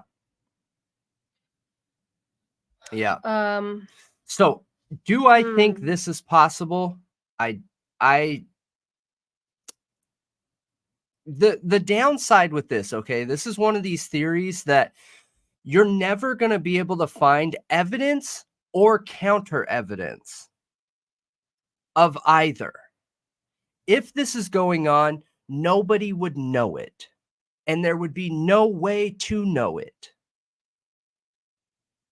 None. No, there wouldn't. No way to know it. Yeah, I mean, they do put informants in danger, though, don't they? Like, I mean, in some situations, they do. They can. They do. Yep.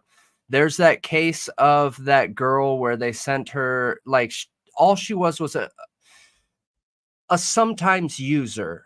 And they had her go and try and buy a lot. A girl that has never probably even seen an ounce before in her life, had her try and buy like pounds worth of drugs, and she ended up getting ended.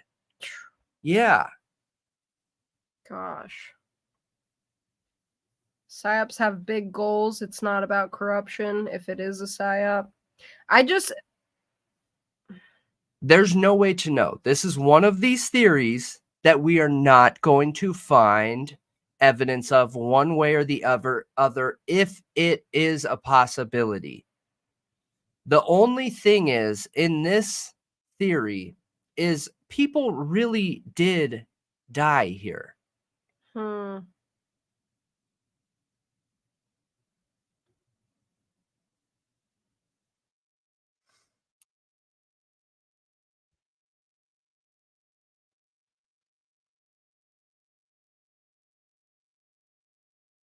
So,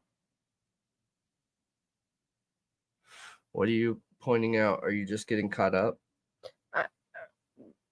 Just so you know.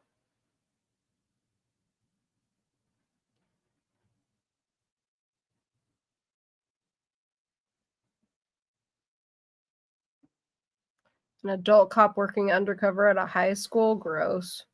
She hit on and manipulated a loner kid at the high school to get him to get her drugs, and he got arrested as a result. That's gross. Yeah. We have actually caught informants on the prison runs. I'm not even going to ask what happened to them. You don't want to get found out as an informant in prison, I'm sure. Yeah. Yeah. Absolutely. So where I haven't heard that Crafts and Crime, so but so what do you think the purpose of putting BK in this situation? What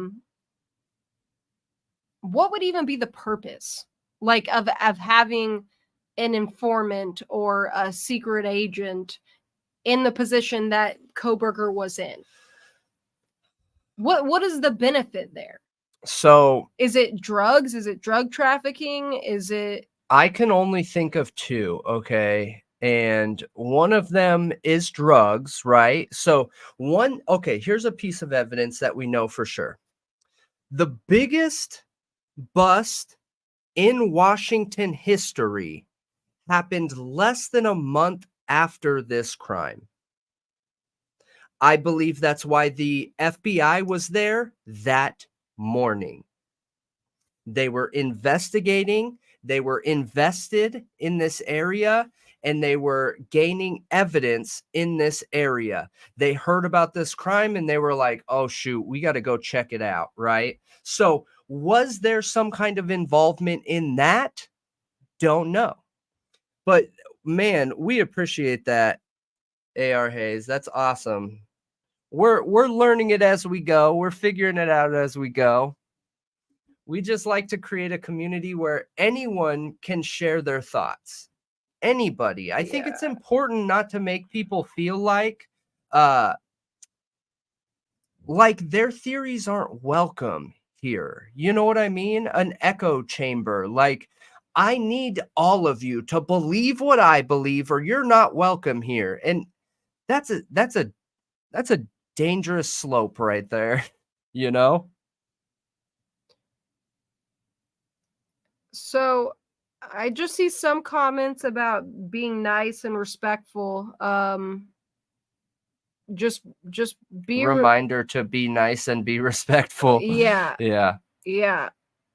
Otherwise we'll have to remove you, because that's our one big ask here, guys, is that you just respect everybody's opinions, and that if you want to have a conversation, and a respectful, open adult conversation about your theory and opinion, that's what we want to do all day long. But there's a way to do it without making it feel like it's bullying.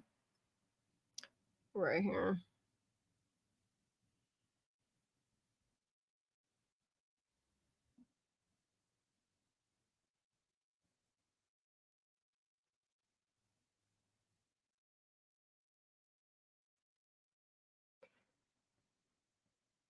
Yeah, we're accepting of everybody's opinion.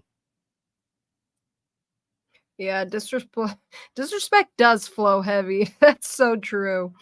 And thank you. We appreciate that. I think you present yourself really well too, AR Hayes. You're very respectful, and I appreciate that a ton in a world where people love to attack. Yeah.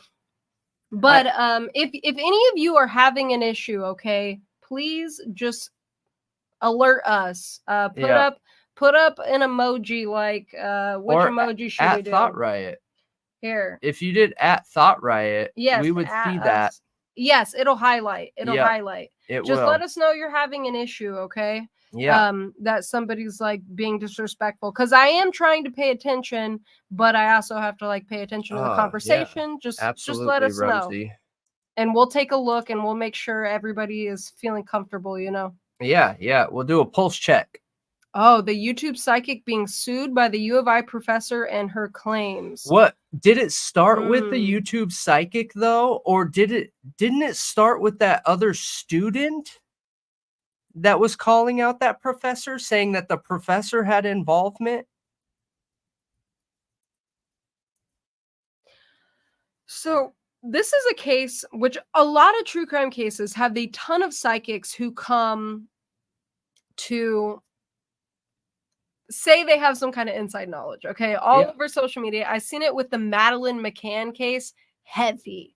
A ton of psychics saying all kinds of things about Madeleine McCann. Now, one of the biggest actually started working with, what was her name? Julia something. Her name was Julia. She was from Poland. She thought she was Madeleine McCann. We covered this before, way back when it was going on. And the psychic actually tried to help her, like, find out if she actually was Madeleine, because she had the same eye defect. She had some situations happen when she was little that made her think that she could actually possibly be Madeleine. And I think she really believed that. And honestly, I feel like I don't have solid answers on the DNA, but she swore up and down and still thinks that Madeleine's alive. And there's a lot of these situations online. Do I think that someone should be able to be sued for making claims based off of their psychic visions? Well, look, it kind of depends. If you are defaming somebody and say, you know, they did something or involved in something for a fact, okay, that you know it and it is true and you are presenting it as fact, look, defamation lawsuits could be one. No. Oh, yes. no. And no. Yes. No. If it's an opinion, no. If it is just thoughts, yes. So, no. What do you mean? We've already had this full conversation about this. So, before any of our stuff gets submitted, you have to know it's a lie, but be presenting it as a fact. No. Okay, what? That is not it. Tell me. I handle all this stuff with working our content through legal and everything. So defamation is the hardest thing to sue someone for. Over 90% of defamation cases don't end up landing, okay? And what's interesting that most people don't know that our lawyers have shared is if someone tries to come at you with a defamation lawsuit, you can actually countersue for stalking. Now, because one needs, in order for defamation to land, okay, the attorney has to be able to prove that you had pre-existing knowledge prior to you defaming them, and that it is bringing the defamation with an intent to cause harm to them personally, career, monetary, some kind of physical harm there. Okay. So if you countersue, then once you disprove that you did not defame them, because nobody can ever prove that what you're trying to say is with the intention of harming someone, your countersue will then land and has a higher chance of landing. The countersuit does. Yeah. So defamation is spreading something as fact when you know that it's not. No, it's not.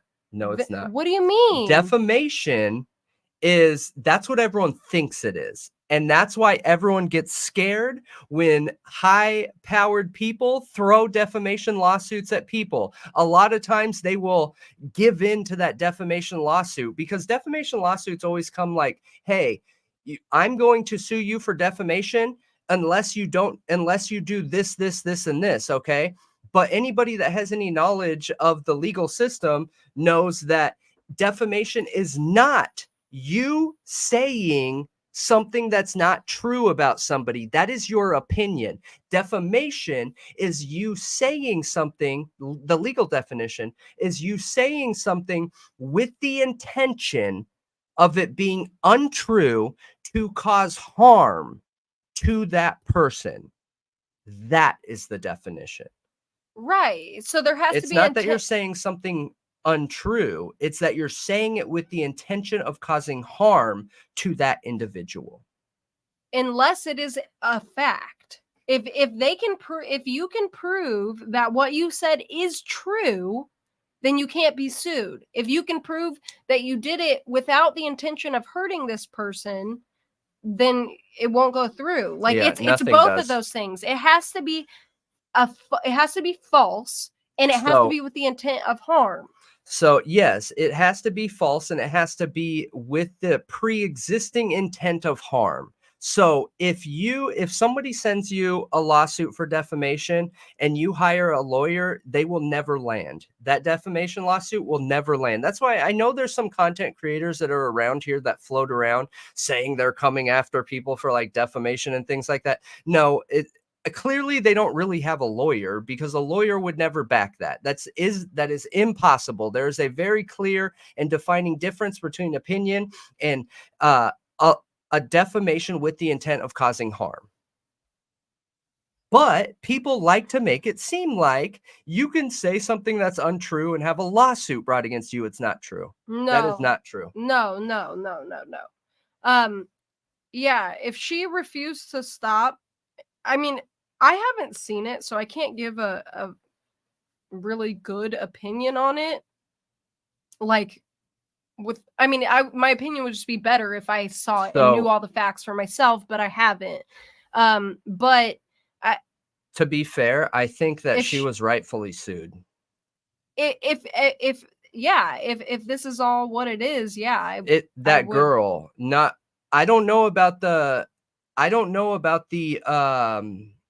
other lady. I thought we were just talking about one lady. Yeah, the psychic.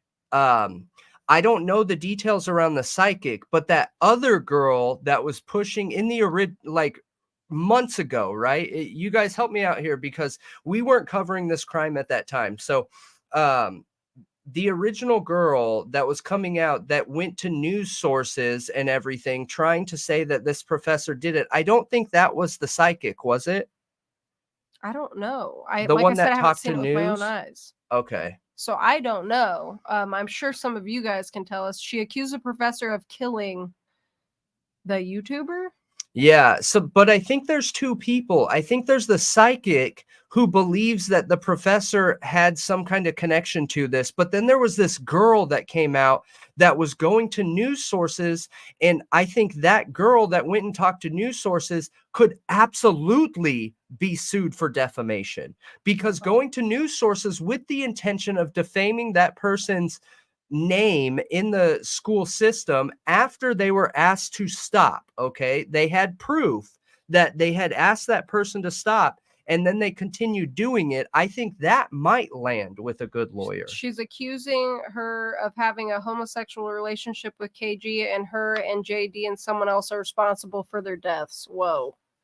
That's wild. They're the same person. Okay. Weird. Okay, they're the same. Okay, I got you. And by the way, AR, I know very little about that. I'm sorry to hear that somebody's spreading rumors like that about you. That's absurd. And I think I know exactly who you're talking about. And any YouTuber that's out there that solely exists, their channel exists to just attack people, like, what are you doing? Yeah. What are you doing? That says way more about you than the people you're trying to attack. Yeah. Yep.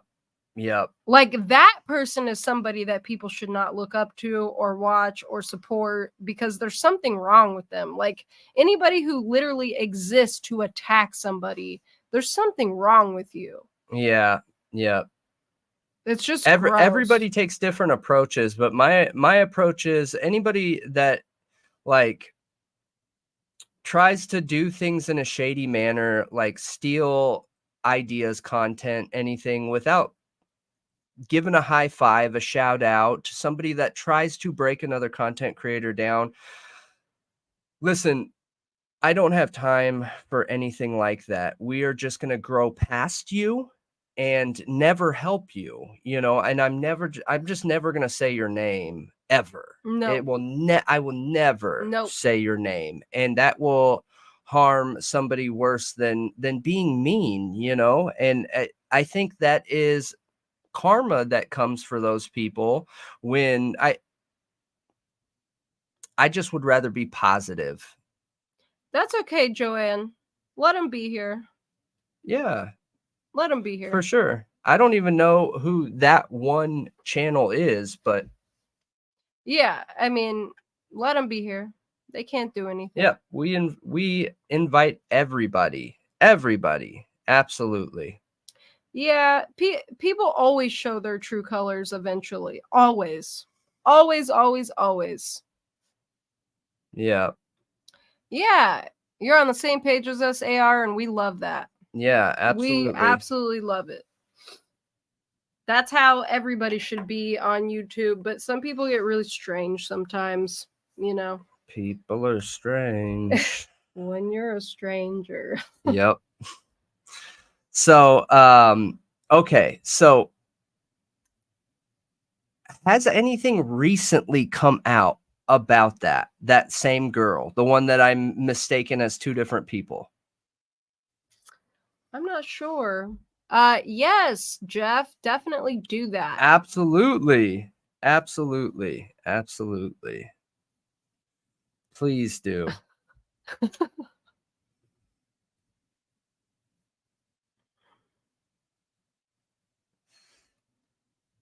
Yeah, please do.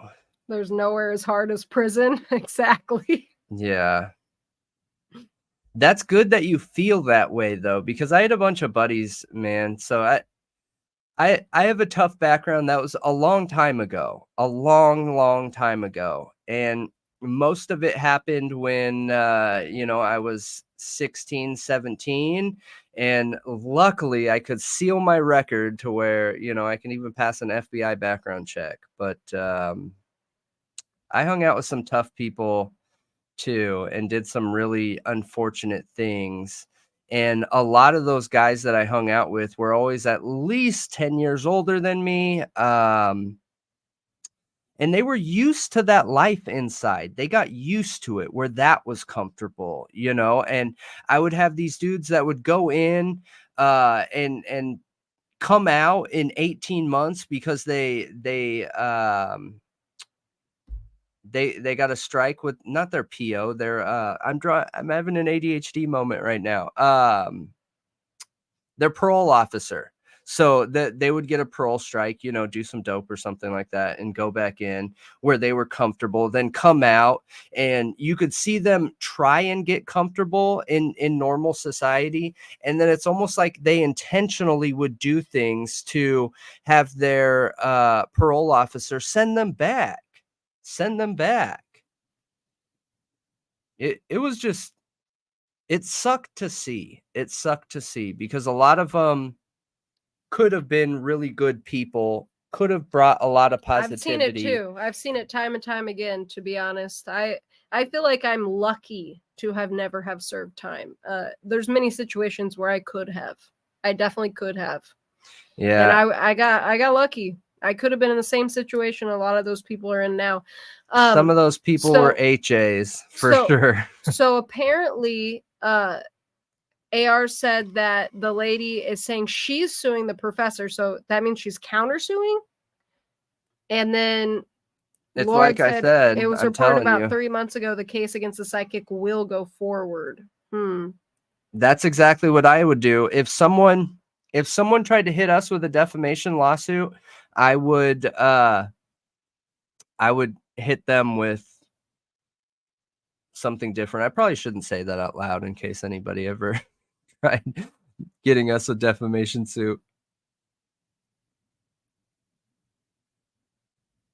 But the trick is to just not say anything. How did I turn it around, Caroline? So I've been really transparent about this stuff. I'll give you guys the quick version, okay? So a few of the things that are really important to us is focus around prisoners, child abuse, consent topics, and things of that nature. So I was 5 years old and I was molested by a female family member. And luckily for me, my brain blocked that out. I had no memory of it whatsoever, complete blackout of that situation. But it clearly caused trauma. I remember having really strange dreams. I remember feeling really awkward in certain situations, which now makes sense. Then on top of that, I had ADHD where I was so impulsive. I could not if I had an impulse, I could not tell myself no. It did not exist. I did not have that self-control. And some of that might have been caused by the trauma that happened to me when I was 5, you know. I wasn't a really great person all the way up until one day. I believe it just happened as your frontal lobe forms, right? So a person's frontal lobe doesn't fully form until mid to late 20s. So in my mid 20s, something clicked one day and bam, it hit me like a ton of bricks. All of the memories came rushing back. I was like, now it makes sense why I had these really strange dreams that I didn't understand about this family member. And I thought I was weird and gross and had all these horrible thoughts about myself because of that. And I really just started healing from there. And having good people, positive influences around me, going to therapy, working through some of that trauma that I had, getting to a place where I understood why I did the things that I did because of some of that past trauma, and just focusing on changing my life and living every day, living every day, acting like the person I want to be, not the person I am. And then slowly over time, it just, you change into the person you want to be, you know? Does that take a reasonable amount of faith or No. faith type thinking? No. There was no thought of the future. I feel like faith a lot of time is connected to the future where like, you know that everything's going to be okay, you know? And mine wasn't like that. Mine was, it was more in the moment. Every situation I started making myself aware that, hey, I have this trauma. I'm trying to change how I handle things and how I live life. So I need to be aware of that trauma in this situation and then make a decision based on the person I want to be, you know? And you slowly change your habits. You start hanging out with different people. Um, it's a slow process, you know? Mm-hmm. It's a slow process. And I appreciate all the kind words, guys. Wait, I want to do that. How do you do that? Right? That's what I'm saying. Yeah, Brendan has worked really hard on himself. Like really, really, really hard. It's commendable for sure. Yeah, that's what I mean. Like having faith in yourself, belief in yourself. That's what I meant. Yes. Because I have faith in nothing. Yeah. Faith doesn't exist in my body. Okay. Now I get it. I can't just have faith. Like I can't do that. I get it now. What you're saying and what people are asking. So here's an interesting thing. I used to walk around thinking I knew everything, and that is when I got in trouble. So if you would have met me in between age 15 and 25, I would have been a know-it-all. I know everything, absolutely everything. And even now, I find myself getting in situations where, because I feel like I know how I would do it in that situation, it can come off like I know everything. So I have to be careful how I'm presenting that. But I had to force myself to get to a point where I knew that I knew nothing. I had to make myself believe that I know nothing. I don't have it together. I know nothing in the grand scheme of knowledge, you know? So as time went on, I started changing from I know everything to I want to know everything. And that changed how I handled things. It's just a change in perspective. Yeah. Yeah. Yeah. But I feel like it was a habit you got to break, you know? Honesty is one thing that I can say changed my Honesty, life. I know. Changed my life the most because I did Yep. not know what honesty meant. No way. And that's a weird thing to say. It's really weird when you start breaking down those delusions in yourself, and they still exist once you already feel like you've gotten past a lot of them, then more pop up and more pop up. It's an onion. It is. You think you got one layer and you're good, and then all of a sudden, bam, another one, and bam, another one, and bam, another one, you know? But learning those things helped me come to terms with who I used to be. You know, I've heard some of A.R. Hayes stuff where he talks about like how he hurt people, and I was in a similar way. When I did bad things in my past, I was never in a situation where, hey, what's going on, Slayer? Haven't seen you in a few. But I wasn't in a position where I wanted to feel like I had power over somebody. I was acting out to feel something. Because of my trauma, I couldn't feel anything. Does that make sense? Yeah. No, I definitely know what it's like to feel nothing. Yeah. Like there was my whole teenage years, to be honest. I think the only emotion that I had was two. It was sadness or anger. Mm-hmm. Other than that, I was just numb. Yeah. It was indifference to anything unless you made me angry or you made me sad, which normally if I was sad, I was angry. Yeah. So it was pretty much just anger, honestly. Everything. Just that's the only emotion I could actually feel. Yeah. Anything else I couldn't really feel. Yeah. I did anything that got my adrenaline going, and the scarier it was, the better it was. You know, breaking in places, things of that nature, dirt biking, acting a fool. Yeah. Yeah. I mean, there's many different things though other than addiction that can create that. Like addictions don't even have to just be substances. There's a lot of behaviors that are very similar, honestly. Like codependents are almost identical to addicts in a lot of their behaviors. It's just dysfunction, you know. Honestly, I think anybody and everybody could benefit from recovery. Even if you've never been addicted to anything in your life, I think you could benefit from recovery.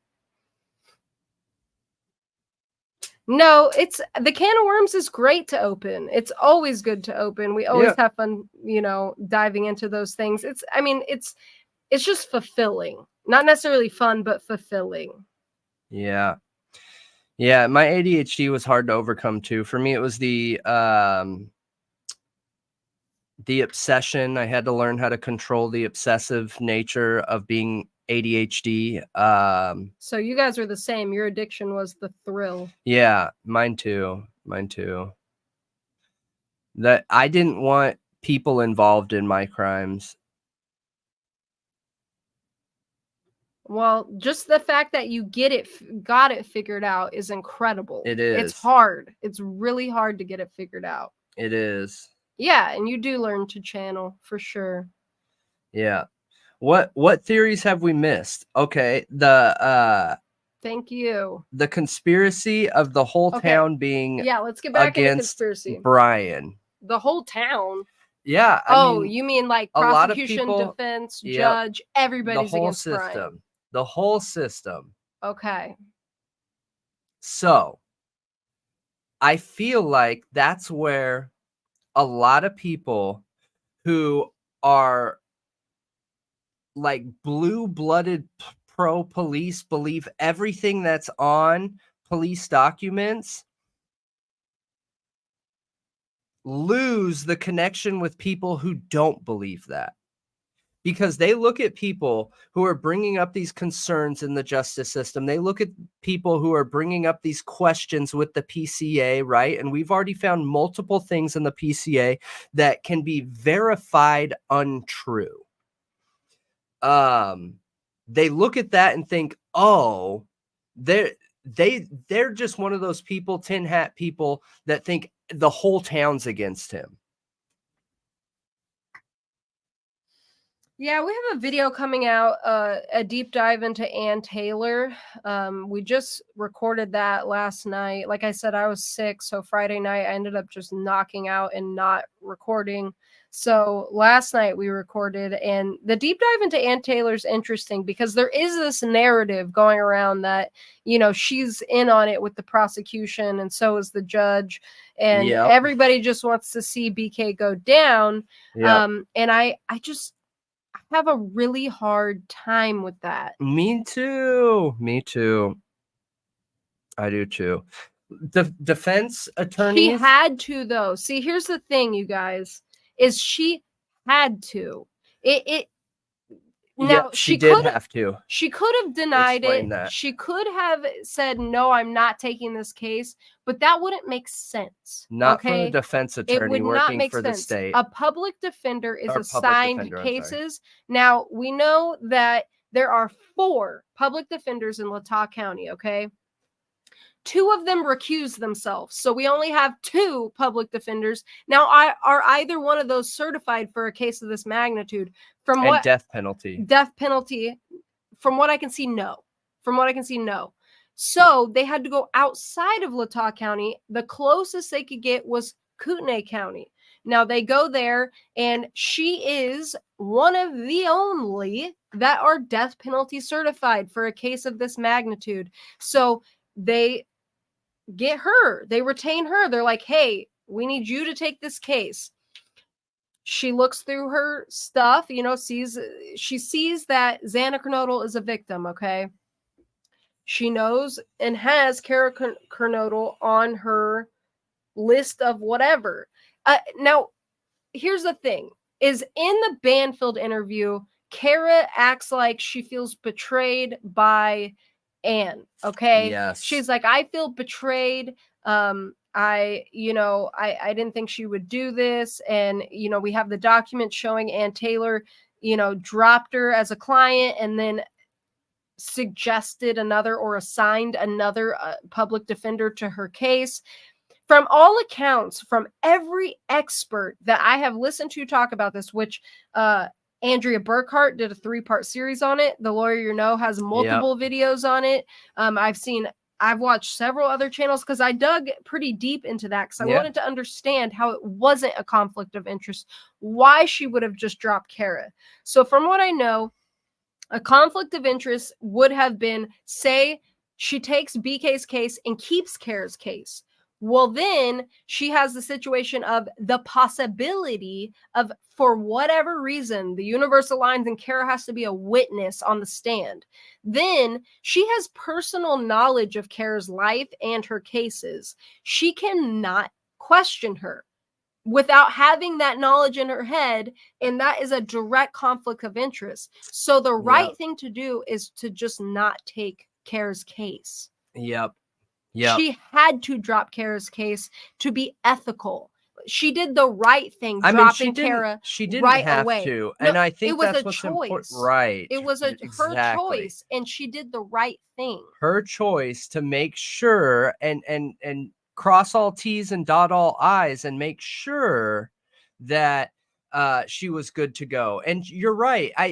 I don't think she was her lawyer. I understand you have Kara who comes out and says that, but Ann is the managing attorney of that office, meaning her name is on that letterhead and her name is connected to anything that office is tied to. She is not the acting attorney in that case. You guys are right, which is another thing I didn't get to mention yet. Then we have the Crime Sleuthin interview where Kara comes and says that she was manipulated, that she never even met Ann Taylor, that Ann Taylor wasn't even the attorney that was directly on her case, which is a bit confusing, I will say, because when you look at those documents that, that the Lawyer You Know and Andrea Burkhart has on their channel, it shows Ann Taylor directly signing that document and saying, I, Ann Taylor, am off this case, and this person's going to be on your case. Signed, Ann Taylor.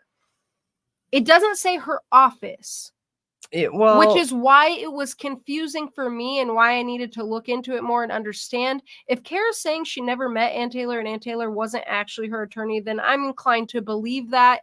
And it's just some weirdness in the documents. I mean, you know what I mean? Like it probably was just her office. But from what I understand, that kind of doesn't really make sense, because a public defender's office normally is not going to drop someone's entire case just because the leading attorney is on this person's case that could possibly have some conflict of interest. So that doesn't make sense to me. It still doesn't make sense technically. To me, it makes sense. No, because a public defender's office would not drop her case. And why say I, Ann Taylor, am off this case and assign another public defender from her office? Her office didn't drop Kara. So then what was the point of that exchange in the first place? I don't know.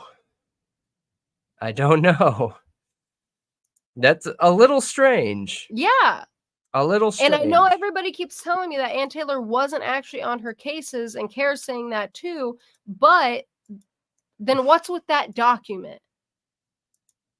Because public defender's offices do not just drop somebody's case because one attorney is over one case and one attorney is over another case, and these two people, like, one has a daughter who's a victim and one's a killer. Like, they don't just drop one of them, because they're separate attorneys. Yeah, I understand what you're saying. If it was a private practice, then absolutely they would. So when a public defender's office, no. When we pulled up Kara's charges when we were doing the drug theory video, I'm almost positive it wasn't Kara on those documents. I mean, it wasn't Ann. I'm sorry. I'm mixing up names because I'm reading while I'm talking. When we pulled up Kara's charges, I'm almost positive on the public records it isn't Ann. I don't mean to be rude here, but it's hard for me to actually take Kara's word, because she contradicted herself in both interviews. And yeah. I understand that. I do think News Nation manipulated her. I absolutely believe that. For sure. 100% I believe that. But those documents... she was on the run when she did that interview. Right, and she got arrested. Yeah. She got arrested because of that interview. Yep. Yeah. So she was put on Kara's case as her attorney, but nothing had happened with the case. That was my understanding from Kara. Well, apparently, according to court documents, Ann Taylor had been the lawyer on her case for multiple cases in the past too. Yeah, you got to remember that Kara is a multiple felon with drug charges. And again, I'm not saying that in a bad way. I'm not putting her down at all, and not at all. But just when connecting these dots, it's important to understand that, you know. I also hope Kara gets the support. Listen, when I was in that stage of my life, and if I was involved in something like this, losing a family member in this way, I'm terrified of myself thinking back. I don't know what I would have done. I mean, if you understand, Rosie, then enlighten us, because it is not clear cut, period. It's not. And I've heard heard Andrea Burkhart talk about it. I've heard the lawyer talk about it. I've heard multiple other lawyers talk about it. But the thing is nobody's talked about it post that. All of them talked about it from the perspective that Ann Taylor was her lawyer, not that it was just her office. Because all those videos are from 8 or 9 months ago, and all of them are saying that Ann Taylor was her lawyer. So here's the thing, though. This is important, okay? So when in law, when you go to, just like ours, when you go to hire an attorney's office, you're hiring that office, meaning every single lawyer in that office can have access and is offered lawyer-client privileges. Everyone. And when I pay an attorney, I'm paying the attorney that's the managing attorney at that office, even though I'm working with a different attorney. So I think, yes, technically, Anne was her attorney, but not her acting attorney. She wasn't the one that was there in court with her saying, hey, let's go through your options here. I'll speak with the judge. You know what I mean? Let's take this plea. Let's not. Let's this. That wasn't Anne. But Anne's office, which is Anne, had her case. Okay, but when other people get a public defender from the public defender's office, it does not say Ann Taylor on their docs. It is not just Ann Taylor's put on everyone's documents because she's the chief public defender. It's a public defender's office. I have court docs where I have used a public defender. It was their name. But it was not just the chief public defender's name. Now, another thing is that wait, what? I lost it was somebody. Yeah, she was confused by the process. And when you get a public defender, a lot of people don't, it's not like a private attorney. You're not going to meet with them and talk with them and be able to call them whenever you want. It's very disconnected. Public defenders are very disconnected Not from always, their sometimes. Clients most of the time. Especially if it's drug charges like this. It's on a... And you're not taking it to trial. If you were taking it to trial, then yes, you would have much more interaction with your lawyers. Yeah. But if it's just you're going to do a plea deal, then you're not going to have much interaction with them. Yeah. You won't. Yeah. I mean, that's true. And both of them had plea deals, but when you're a public defender and you're over the office, I mean, it was CH. The judge actually had a hearing to make sure that Ann Taylor, it was a private hearing, I believe, to make sure Ann Taylor didn't have a conflict of interest, and he ruled that she didn't. So the judge did have to clear Ann Taylor for the case. Yeah. I'm telling you guys, I went deep into it because I wanted to understand it. And this is the only fact that I can't understand is whether or not Ann Taylor was in fact her lawyer or not. Now, could it be a situation where Ann Taylor has what? Oh, go ahead. I was just going to respond to J. Ray because I'm pretty sure unless there's some kind of stipulation because they were still under Corona style rules, I'm pretty sure you have to be there to accept a plea. So I'm pretty sure she was there to accept the plea. There were 3 different court appearances. The first time they saw a judge, the second one, it shows the update to the plea. And then the third one, I believe, is probably the one she didn't go to. And that's where the plea was then null and void. But I could be wrong here.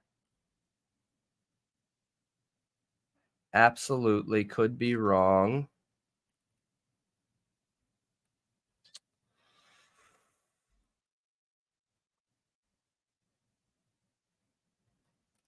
Where? And it's also reported that Ann Taylor represented 3 of the parents. Yes.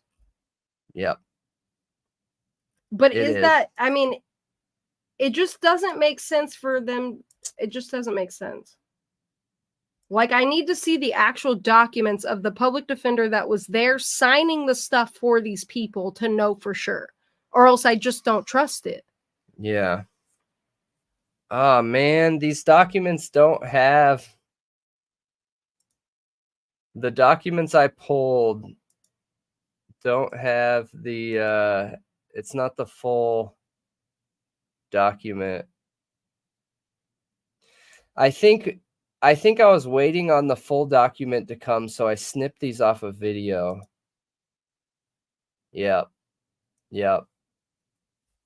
It just shows the judicial officer on these. I want you to pull up Andrea Burkhart's video on that, or the lawyer you know. Put Ann Taylor conflict of interest, the lawyer you know. Just a picture of that document. Because I want to make sure I'm not missing anything. regardless, I don't Which think one? her having Right represented here. victims' parents in the past means that she's going to not fight Right hard for here? another client. Yeah, I'm guessing so. That looks like it. Okay. So just look for the document. But I'm What? glad he changed that intro. That's super lame. What? Don't hate on Lawyer You Know. I like Lawyer You Know, but that intro is really lame. Him walking to his car It's with his just hand in his pocket. it's totally a lawyer type intro. It is, and I'm just teasing him. It's probably here, assuming. Is that? Yep, there you go.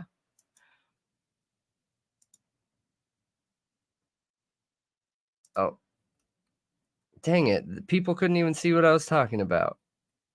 What is going on Good, here? because you were hating on him. I was not. I think he's a very nice man. Okay, so notices. Okay, so State of Idaho plaintiff versus Kara Denise Kernodle, defendant, substitution of counsel. This is Ancy Taylor, public defender, Kootenai County public defender.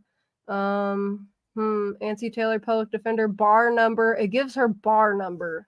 Notice is hereby given that Kara Denise Kernodle's attorney of record is hereby changed. The withdrawing attorney is Ancy Taylor, public defender, and the new attorney and substitution of record is Christopher D. Schwartz, certified public defender, whose address is 520 North Government Way, Coeur d'Alene, Idaho. Email: you are hereby notified that any process to be served on the above named defendant shall be served upon Christopher D. Schwartz, attorney at law. So is that? That doesn't sound like it's the same office. But they don't give her office number, do they? I mean, isn't that hers? Her P.O. box for Kootenai County Public Defender, P.O. Box 9000? Let me look up the Kootenai Public Defender's office.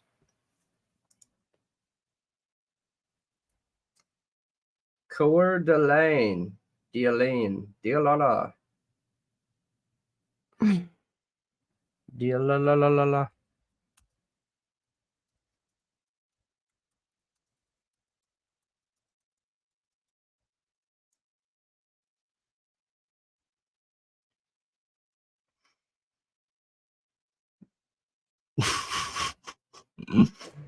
Absolutely right. What's the address? For which one? The new lawyer or yes, Ann? the new lawyer. The new lawyer is 520 North Government Way, Coeur. Okay, so you want to know one of the defender office's addresses? 500 North Government Way, Coeur d'Alene. Okay. So it sounds like he has his own office right there. Yeah. So then it wouldn't be under Ann. He might be his own. No, that sounds to me like they all have their own offices. Yeah, but he's a public defender. I get it, but just because he's not a private defender doesn't mean. I mean, sometimes private attorneys can be called as public defenders, which is what happened in Delphi. Yep, I get it. I get it. I just don't understand. I think you're making a connection here that doesn't need to be there. These are different attorneys with their own bar number, meaning they don't need to work under Ann. He's his own lawyer. So what are you saying? That maybe Ann was the attorney, but her paralegals were handling everything in Kara's case? That's why she never met Ann? Probably. So Ann was the acting attorney, but the paralegals under her actually what did everything. Probably. That actually makes sense. That's what I've thought the whole time. Well, you didn't say paralegals. Okay, but when I say office, I'm speaking specifically like that office is working under her bar and license. Yeah, but she's the lead attorney. She is the attorney. The paralegals are doing the groundwork for her. Okay, it makes sense now. Okay. Yeah. I've never felt like there was something weird about it myself, but that's just me. I just wanted to know for sure. Yeah, I get it. I think it's important. I do think it's important, especially since right now a lot of people are feeling like Ann Taylor's doing something shady. When in everything that we've looked into, she's had a flawless a really good, respectable background. Yeah, Lawyer is hot. He is. Everybody always mentions that. Yeah, so we can move on to the next thing. I know, it's two-tone truck. Members post a two-tone truck. And if you don't know the meaning of that, Brendan had an obsession moment on stream one day where he was obsessed. It was like you wanted to explain what a two-tone truck was. Yeah. So bad, and for everyone to understand what a two-tone truck actually is. It was more than that, but yeah. Yes. It's that there's two different types of two-tone truck. There's a newer version, and then there's the older version. We also, and we And decided the newer version isn't actually like your classic two-tone truck version. It just has like a secondary color. Okay, you don't have to go into it. It's fine. I mean, I need to show everyone. Okay, so anytime there's an obsession moment, that's what we decided the safe word was either banana or two-tone truck. But yeah. Nobody could decide banana or two-tone truck. So we did both. A two-tone banana and two-tones. and two-tones. Yeah. Two-tone trucks. Yeah. Trucks and bananas. Yeah, don't even get Brendan on the subject of two-tone though. It's just a safe word to stop us from obsessing. Yeah. No, we're not going to play Lawyer, sorry. Here, we can just put a picture up of his face. How about that? Yeah, there you go. There you go.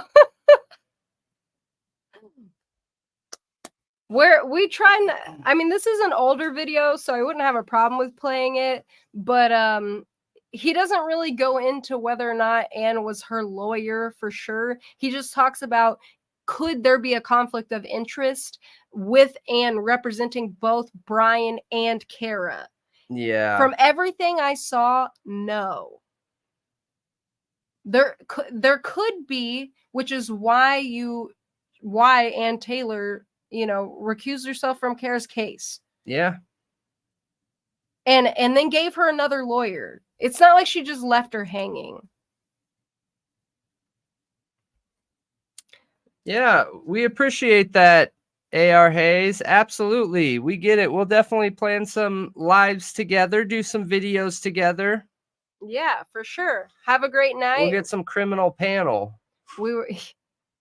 Yeah, we have some ideas actually, so we'll have to send you an email. Yeah. But have a great night. Glad you were here and able to stop by, and looking forward to those videos.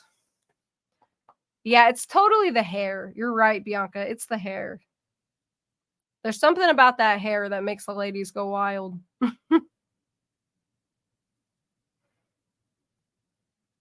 Yeah, she did withdraw all of her cases because this is a full-time case. This is a full-time case. It's a death penalty case. So full-time, 100% case. Yeah. But I still go back to why people feel like she's shady. I just have a really hard time feeling like that's fair. Yeah. Yes, we will talk soon. We appreciate ya. Okay, so I have a hard time feeling like that's fair. Defense attorneys are there to protect our rights. Kara left her lawyers hanging. Yeah. Yeah, when you go on the run, that's what happens. Yeah. I'm not too harsh on, a drug addict. Like, I know they're sick and they're making bad decisions because they're sick, but they still have to be held accountable to those decisions. Yeah. So I would never judge them or put them down, but there's going to be negative things that come from doing something like that. And that means you probably don't deserve as much trust or leniency or other things. So yeah. Absolutely. But I don't think what I don't like is when people question Kara's grief or start judging her as a mother or anything like that. I just that's just not our place. It's just No. not. That's No, not even a conversation we should have. no, it's not. Addicts are going to do what addicts are going to do. And, I think it's just important to keep an arm's distance until they have a solid history of healthy behavior under their feet. Joanne, you've gone on the run before? Whoa. No way. Joanne. She's a bad girl. Troublemaker. Yep. Joanne, you just seem so sweet. I can't know. even imagine. I have a vision of you in my head, and you just don't seem like that. That you'd be on the run. Yeah. Yeah. Like Thelma and Louise on the run. Like, Yep. That's super funny. Yep. But going back to this, okay, so one important theory that I want to talk on and I want to touch on is the theory that people believe the entire police station is dirty, the justice system is dirty. That's how we got on this topic in the first place. And I fight that idea because I think all it takes is a couple bad people. I think so too. I think all it takes is a couple bad officers. As an example, I'm not saying this is what went on. We know for a fact 2 of the officers that worked on the Bryan Kohberger case worked on the Dr. Moore case and lied and manipulated and faked evidence, manipulated timestamps, coerced confessions, broke the law, threatened the the county coroner who's now running for mayor of that city. And for us to think that this wouldn't happen in the Idaho 4 case, that doesn't feel logical. So do you think that the Moose Lodge and Freemasons could be the answer to that theory to make it possible? That all of these people are going to the Moose Lodge, kicking back some beers, and we're puppeting the system. Okay, this is what we're gonna have done. This is the outcome. We're gonna make it look real, you guys, though, and this is the outcome that we want, and any means to get there. You got to look up the Moose Lodge, Moscow, Idaho. But that's not where it is. It is. There's a Moose Lodge right next to Corner Club. I get that, but that's not where Dr. Moore started. And that's where these behaviors started. I mean, you can't say it started there because we don't know. Yes, because there's a connection with Payne and Tolson in where's Dr. Moore from? I'm having a moment, okay? Moscow Moose Lodge burglar. That's Bryan. That's Kohberger? No. But so where's Dr. Moore from again? Someone fill me in. I'm having a moment. Bonner's Ferry. Yeah, Bonner's Ferry. Okay, so I think it started there if it started anywhere. So Officer Payne has a connection to Bonner's Ferry. Officer Payne has a connection to Bonner's Ferry. Okay. Officer Payne. Okay. Yep. You've always said that was a big deal, and I don't feel like that is a big deal. Do you know how far away Bonner's Ferry is from Pull it up. Moscow?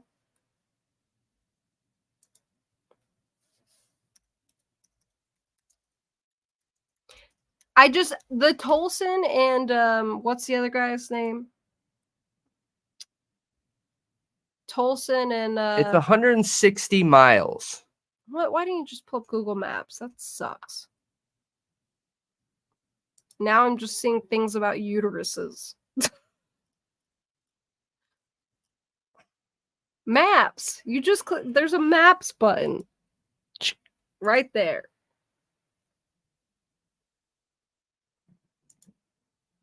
course a button wouldn't work. The button literally doesn't work. It's because you're typing Bonner's Ferry to Moscow. Just type in Bonner's Ferry, and that's it.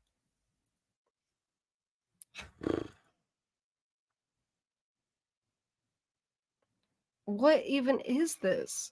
I have no idea. It's because you don't know what you're doing. Don't give me this. Give me control of this.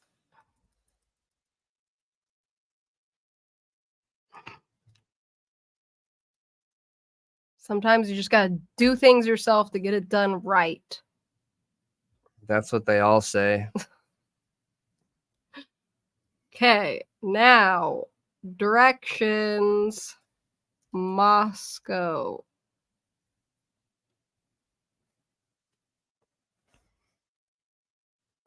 It's 159 miles, 2 hours and 48 minutes. Bonner's Ferry. Wow, it's way north. I didn't realize how north it was. Yes. So there's Coeur d'Alene. Moscow's down at the bottom. Mm-hmm. No, I didn't realize how north it was, but Yes. I did know it was like a decent distance away. Yeah. So if Payne has a connection to Bonner's Ferry, and Bonner's Ferry is where Tolson was, and Payne is the leading investigator on Idaho 4, and we're seeing these types of police behaviors directly out of Bonner's Ferry where Payne owns a business, then I think it's unfair to not look at the Idaho 4 case and say, hey, are we seeing some of these similar behaviors? I'm not saying that's what's going on, but I think it's unfair to not look at it. Yeah, I see what you're saying. I mean, it's weird.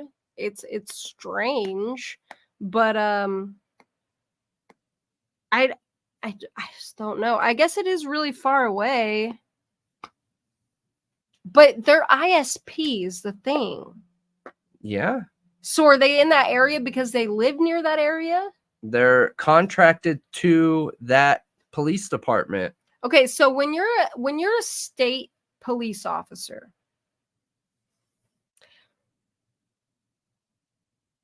like, do you just pretty much go to work every day in the area you live or within a certain radius of the area you live? I think it's different for every state.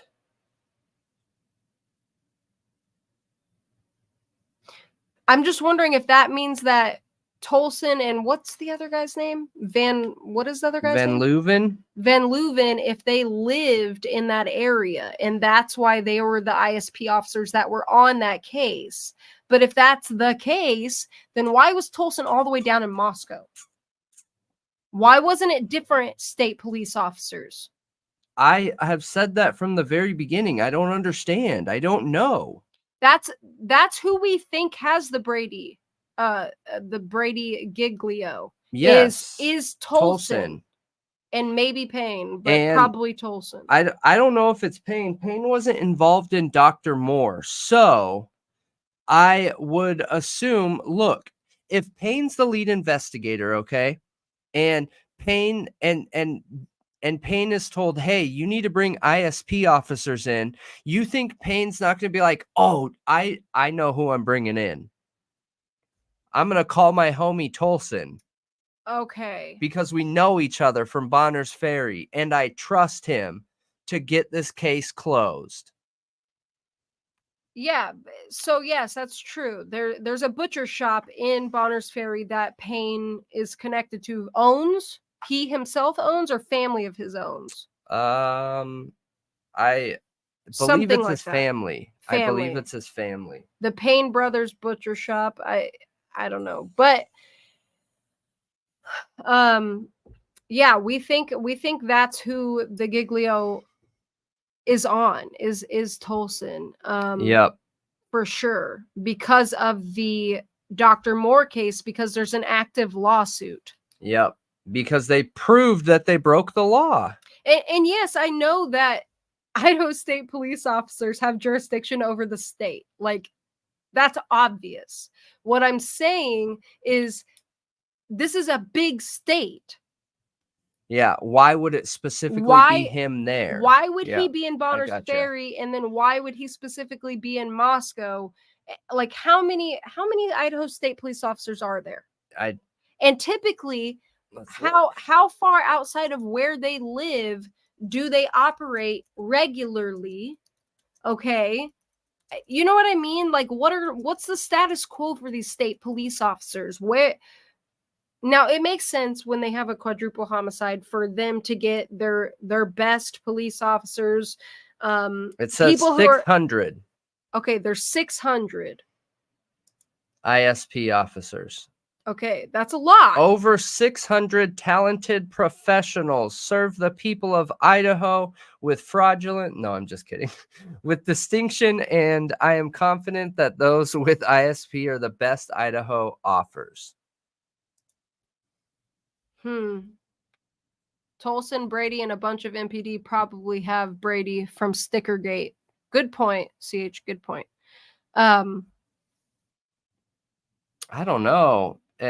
Dr. Moore's an open investigation and proof that they lied and fabricated evidence. So I'm leaning more towards the open lawsuit against them and why they would be allowed to work this case. Me too. I don't get it. Euphoric, we'll definitely have to go check it out. But that's what I don't get either. Because so my first inclination for the Bonner's Ferry one, which is a way lesser known case than Idaho 4, is that Tolson, for some reason, was on that case because maybe he typically covers northern Idaho.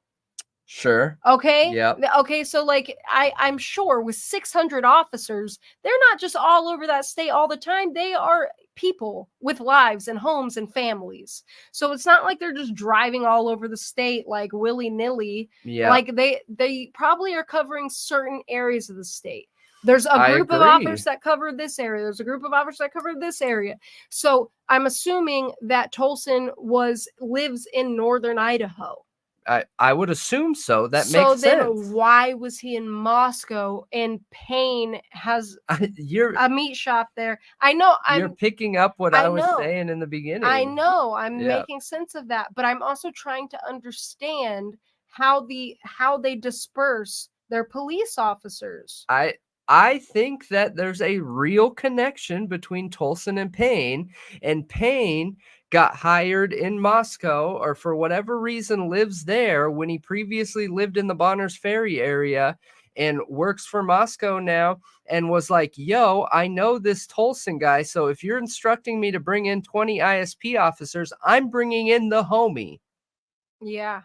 That's my best guess, to ask a specific officer that is 3 hours away to come when who knows how many other ISP officers there are in between that.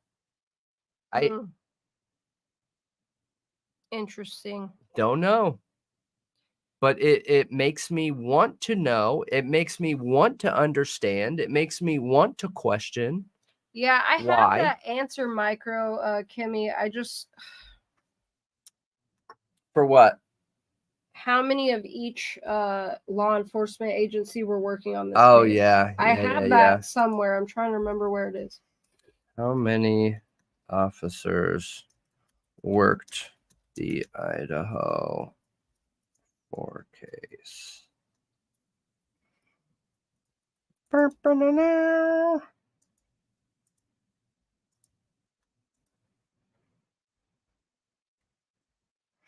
Idaho State Police's staffing decreased, and oh wait, that's not it. No, it wasn't this one. It was another one. I know I have it.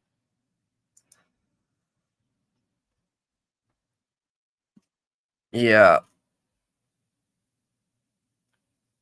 They are being backed up by, oh, this is way old though. This is in the beginning of December. So in the beginning of December, it says that they are being backed by 48 FBI agents. total, not just locally, Oh, total. that's not correct. And 30 Idaho State Police. I know, I've heard the numbers. I've heard there were like 300 different FBI agents working on it. But it's interesting they're saying this number, and then this is coming out saying that they're reducing their cop size by 25%. No, they increased it. I Because it was actually like 60 FBI agents or something like that. Hold on. I got to find it. thought it was 60 locally. 60 locally. Hold on.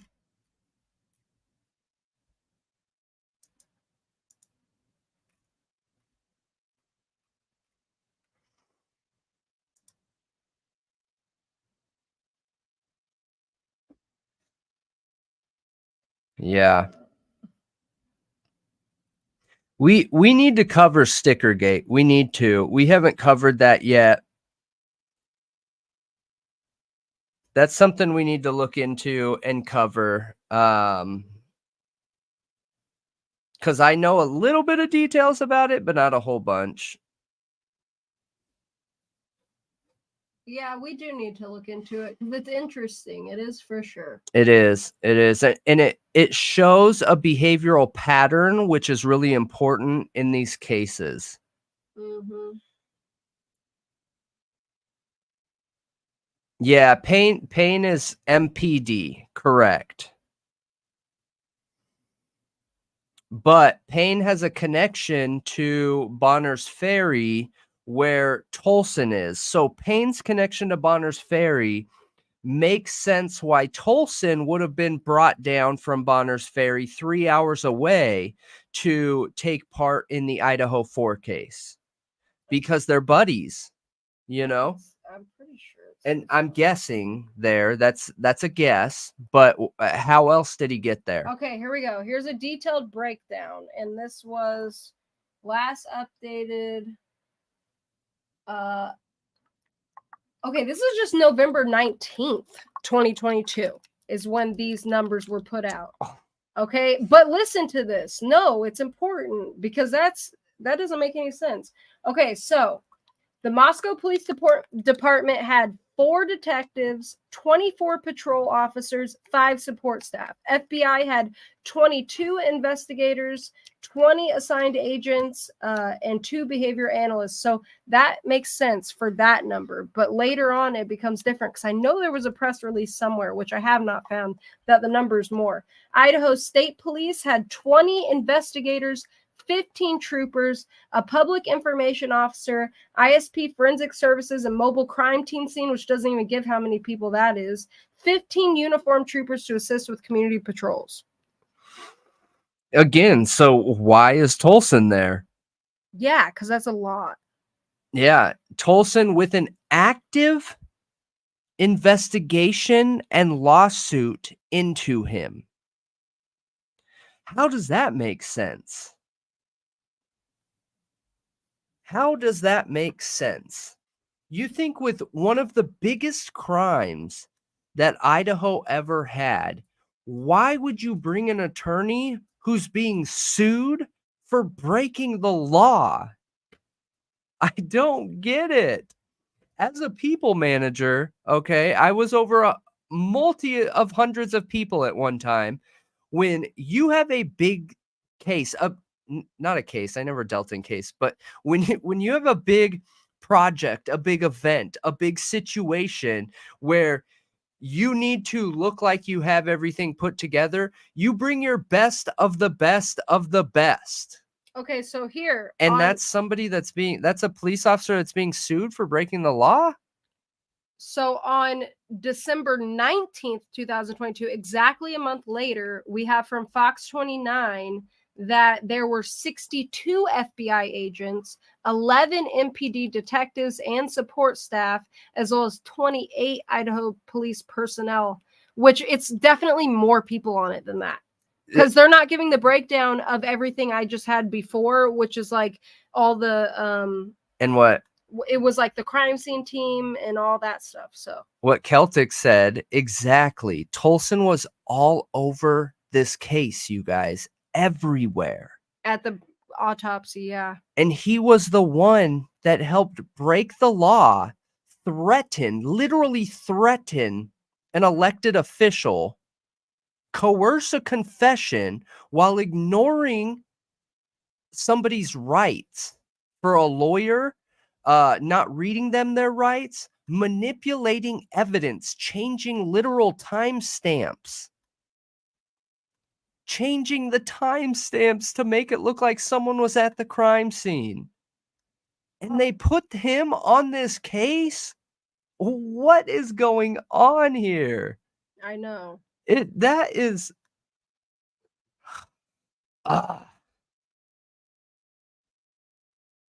I don't get it. But it's interesting. So yeah, CH, you're right, but it changes. Like I said, the numbers I first read are from November 19th, and then I found an article that's exactly a month later that's from December 19th, and it changed. The numbers change. So what? Here the FBI was 42, 40, that's 44. And then in a month, It says 48 here. and what date is that? December 8th. So it went from 42 to 48 to 62 by the end of December.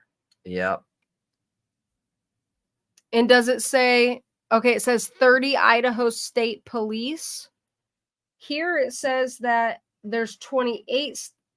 So 2 dropped off by the end of the month of December. Yep. Because this says 28. And then 2 as in Tolson, probably. And then in November, Idaho State Police that's 35, 50 plus more, because there's, okay, so 51, 5, that's 50, right? Mm-hmm. Plus 1, 51, and then a crime scene team. So 51 plus a crime scene, a mobile crime scene team. Yeah. That's over 50 from Idaho State Police. Mm-hmm. Interesting. Interesting. It's interesting because it sounds like they have a whole bunch of options. So why go with somebody who broke the law? You guys, if you want, save this article, because I'll post in the Discord, because this is interesting, finding out the differences from November to December to the end of December, like how the numbers change. I'll post it to the investigations tab in Discord so everybody can reference to it and look at it. But yeah, I'll post all this information there. Because it is weird, and I know I'm just reading it here and you guys aren't being able to see everything I'm seeing. So definitely go join the Discord. You should probably post the link since I'm saying that. And I'll post it there as soon as we get off stream. But that goes back to, because I've seen so many people bring up the Freemasons and the fact that Kathy Mabbitt was a member of the Moose Lodge, mm-hmm. that they feel like she could have been involved somehow.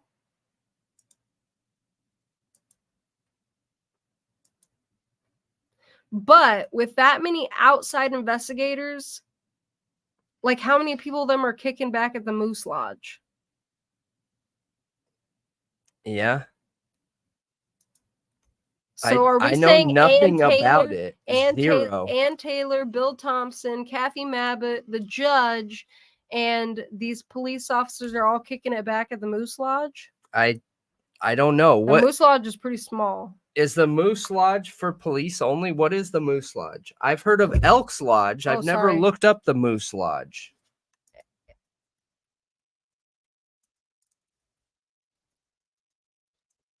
Loyal Order of the Moose is a fraternity.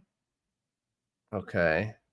It was founded in Mooseheart, Illinois. Okay. Is this it? Wait, no, it's founded in Louisville, but the this it? headquarters is in Moose Heart, Illinois. So does that mean they formed their own town in Illinois? Because it was founded in Kentucky. The Moose is a fraternal and service organization founded in 1888 with nearly 650,000 people in roughly 1,600 lodges in 49 states, 4 Canadian provinces, Great Britain. Along with other units of Moose International, the Moose Fraternity supports the operation of Moose Heart Child City and School, a 1,000-acre community for children and teens in need, located 40 miles west of Chicago, and Moose Haven, a 70-acre retirement community for its members near Jacksonville, Florida. Hey, being in Chicago, let's just go join the Moose Heart Fraternity. What? Okay, so what? Additionally, members of the Moose conduct approximately $70 million worth of community service, counting monetary donations and volunteer hours worked annually. The Moose Fraternity organizes and participates in numerous sports and recreational programs in local lodges and family centers in the majority of 44 state and how do you say that word again? Provincial. I always mess up that word. Provincial. I- Provincial. I tried to say that word very recently, and I just can't say it. Provincial. Provincial associations, I think. And on a fraternity-wide basis, lodges across the fraternity are known for creating lifelong bonds between members through activities and shared concern for children in need, seniors, and the communities in which they live. So it's all about kids and families and old people? Yes. Member benefits. A Moose membership card provides access to over 1,600 lodges across North America, but it also offers much, much more. Did you know that your Moose membership provides you with benefits that allow you to save more than your membership dues? That's right. Just being a member of the Moose fraternity provides you with a variety of money-saving opportunities in categories like travel, entertainment, insurance, health and wellness. Your Moose membership has its benefits. Don't forget to take advantage of all that Moose has to offer. So wait, I can just get money off of everything from just joining the Moose? Yeah. And I don't have to do anything? Mooses are big. Mooses are big. Isn't that really strange how many fraternities there are in our country? Yeah. Like it's almost like our country's built off fraternities. I've been in a ton of Masonic lodges, a ton. I've sold to a ton of them. Yeah, that's a good point. The 911 call is a big deal for me too. I really don't like that it's being treated this way. Like almost every case, they come out with a 911 call pretty quick. Yeah, it's super common that's released almost the next day. Even in super tragic situations. I agree. Like super tragic situations, we still hear 911 calls a lot. Yeah.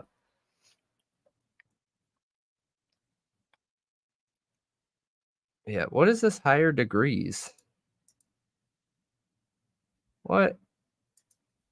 Are you a human? I'm not. It detected you. It could tell I was a sociopath.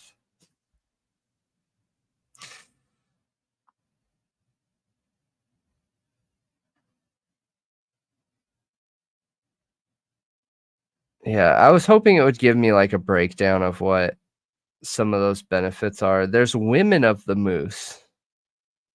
Yeah, she's a woman of the Moose. Yeah.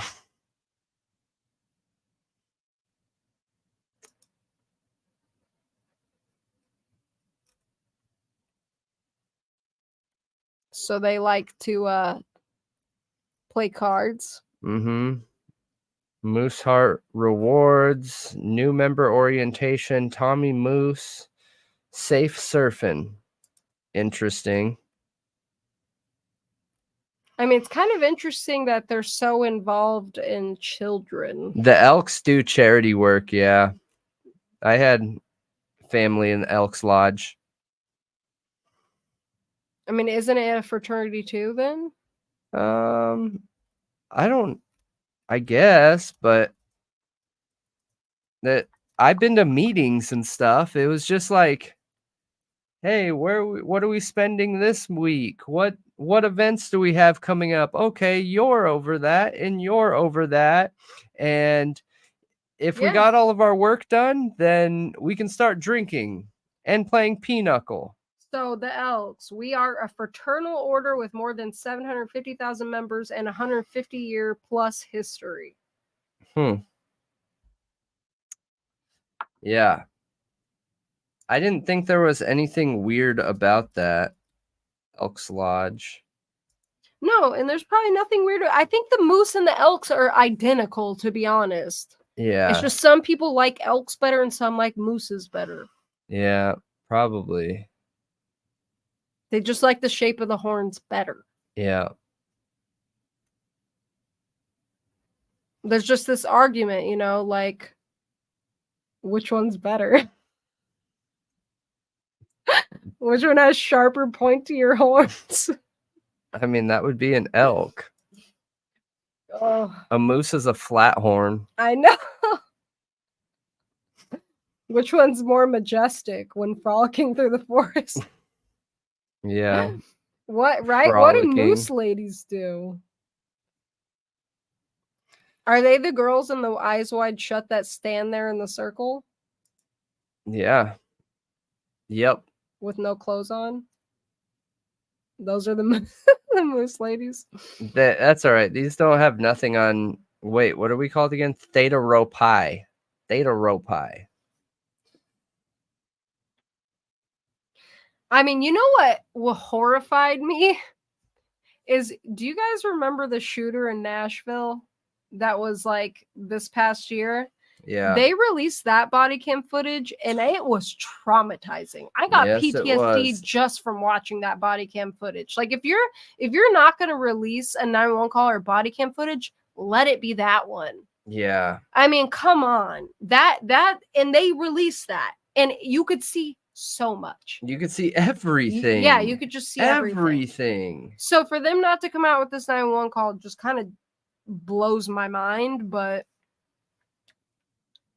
yeah, it's shady. They release things where they want the public to hate somebody or hate a situation or be swayed a certain way. And then in other situations where they don't want you to be swayed a certain way, they hide it. Yeah. It's just not okay, in my opinion. Like, I just give us agree. everything or give us nothing, which I don't want you to give us nothing. Just give us everything. No, I think it needs to be give us everything every time.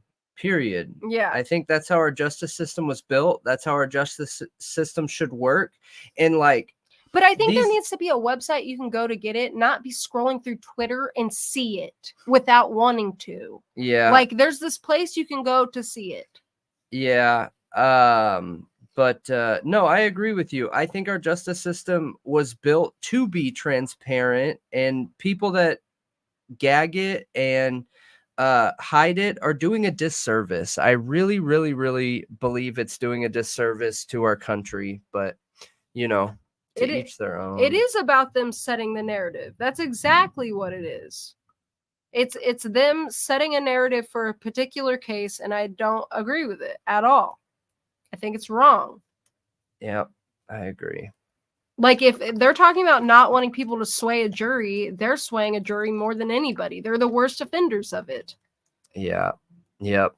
And that is whoever is controlling this information. And even if they know that he's guilty, like Bryan's the guy, I feel like we need to go out of our way to convict fair. Yeah. 100% completely fair.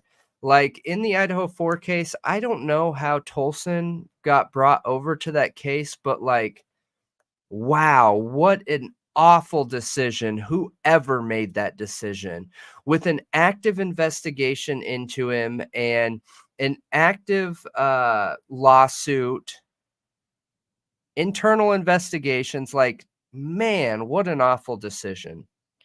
So Ron John said, I think it is because there's not a 911 call for the crime. They called 911 and reported an unconscious person.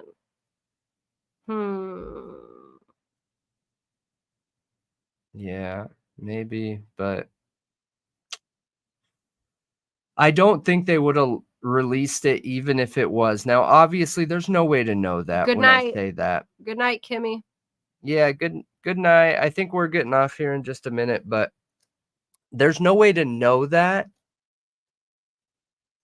They would have they would have released it if it was directly having to do with the body, but I don't see why the narrative for the call changes whether they release it or not. You know what I mean? Yeah. I don't think that should matter, but I could be wrong. Chief Rice basically said as much. Yeah, I know he said it, the call, like what the call was about. I understand that it was what the call was about, and the person that called in, they were trying to keep them hidden, but again, why? It's not related to their actual endings, okay? Yeah, but that's a matter of opinion. Yeah, I mean, Because maybe people who at that time, they didn't know who the killer was. And killers like to notoriously be close to the crime. We've seen it proven time and time again, where serial killers put themselves really close to the crime and offered to help in the investigation, offered to help in canvassing, tried to implant themselves into these police stations during the investigation. So, in my opinion, that should have been released, you know?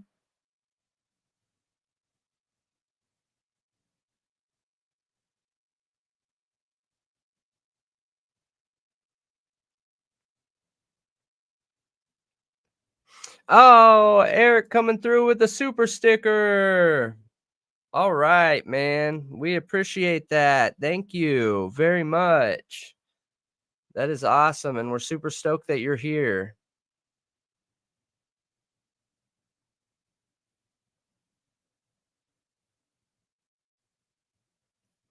Yeah, and I understand. Like I do understand that, but in my opinion, I think all evidence is important information. All of it. All of it. I think that picking and choosing which bits work is a very scary slope that can turn into a case that you're doing this on. You know what I mean? A case that you're doing this on. I was waiting for someone to respond to that picture saying that we were Illuminati.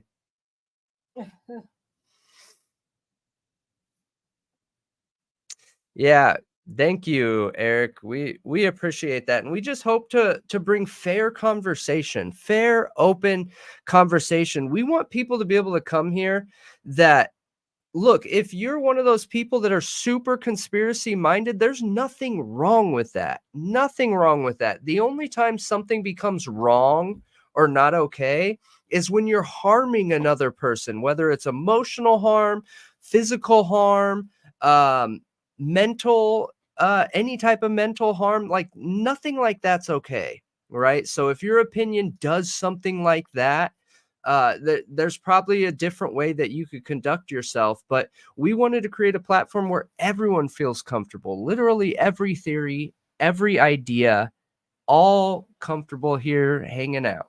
That's funny you say that, because I was about to say that's the last thing we should talk about real quick is, do you think there's any weight to there having been a 911, a first 911 call around that time? Because there's I've seen this said in multiple different places that people think there was a 911 call maybe from Kaylee's phone, one of the victims, in those early morning hours.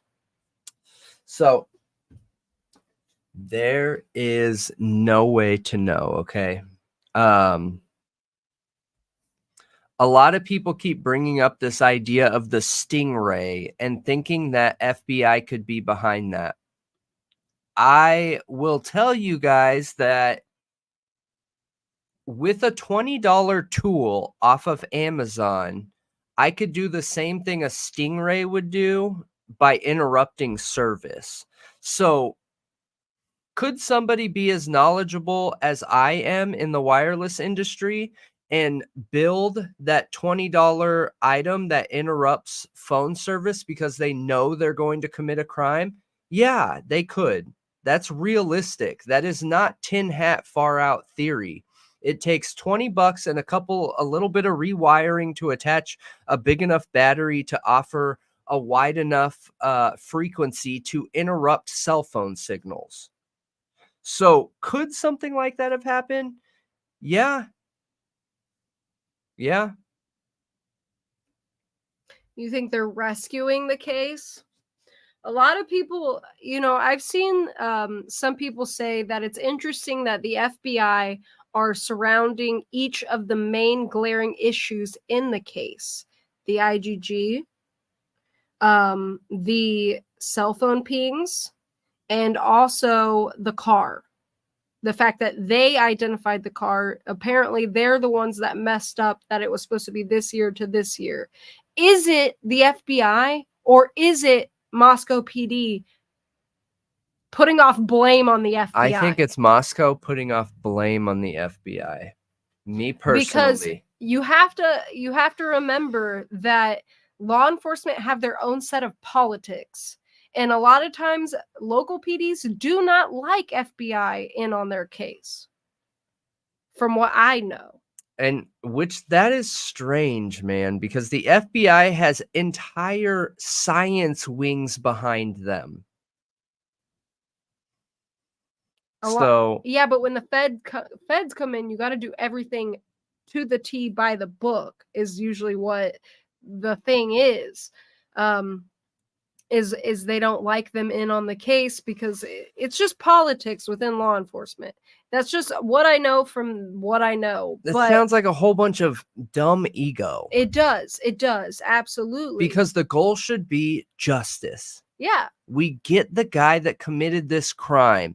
And if I want to get it done quicker and the FBI is offering help, then I'm going to be like, cool, please help me get this guy.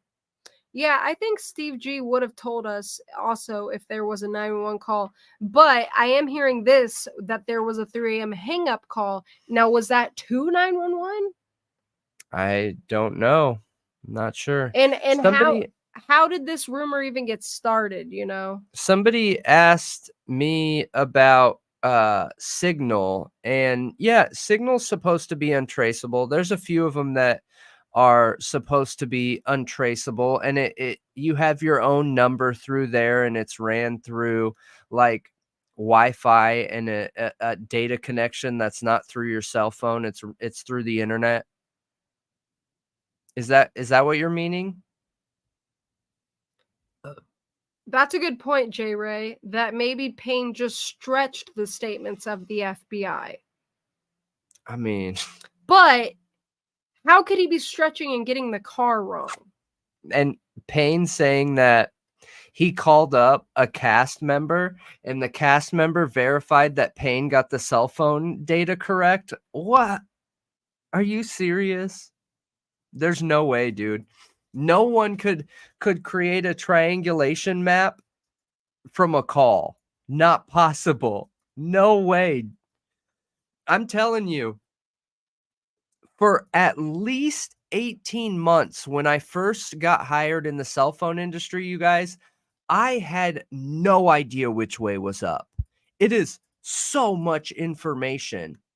Different frequencies, tower regulations, tower distances, tower heights, strengths, how those different connection signals vary from manufacturer to manufacturer, what some of the flaws are in each and every phone. Sometimes it's manufacturer flaw, sometimes it's a device flaw. Like there are so many different factors. So I do not believe that's being honest at all when Payne is like, yeah, I called up my homie at Cast through the FBI and he verified that I did the cell phone triangulation correct. Not possible. Not possible. Promise. 100%. It is not possible. Yeah. So there's a live poll, you guys. We had a request to do this poll asking how many perps you think committed this crime. If you would like to vote, get the vote in now. Are you voting? I don't think it'll let me vote. Oh, okay. Yeah. Here, you can use my vote. It's okay. It's okay. But make sure you guys hit that like button. And here, I need to make sure I post this real quick while we're getting that vote in. This is important. Super important. Super, super, super important. Good night, Chief.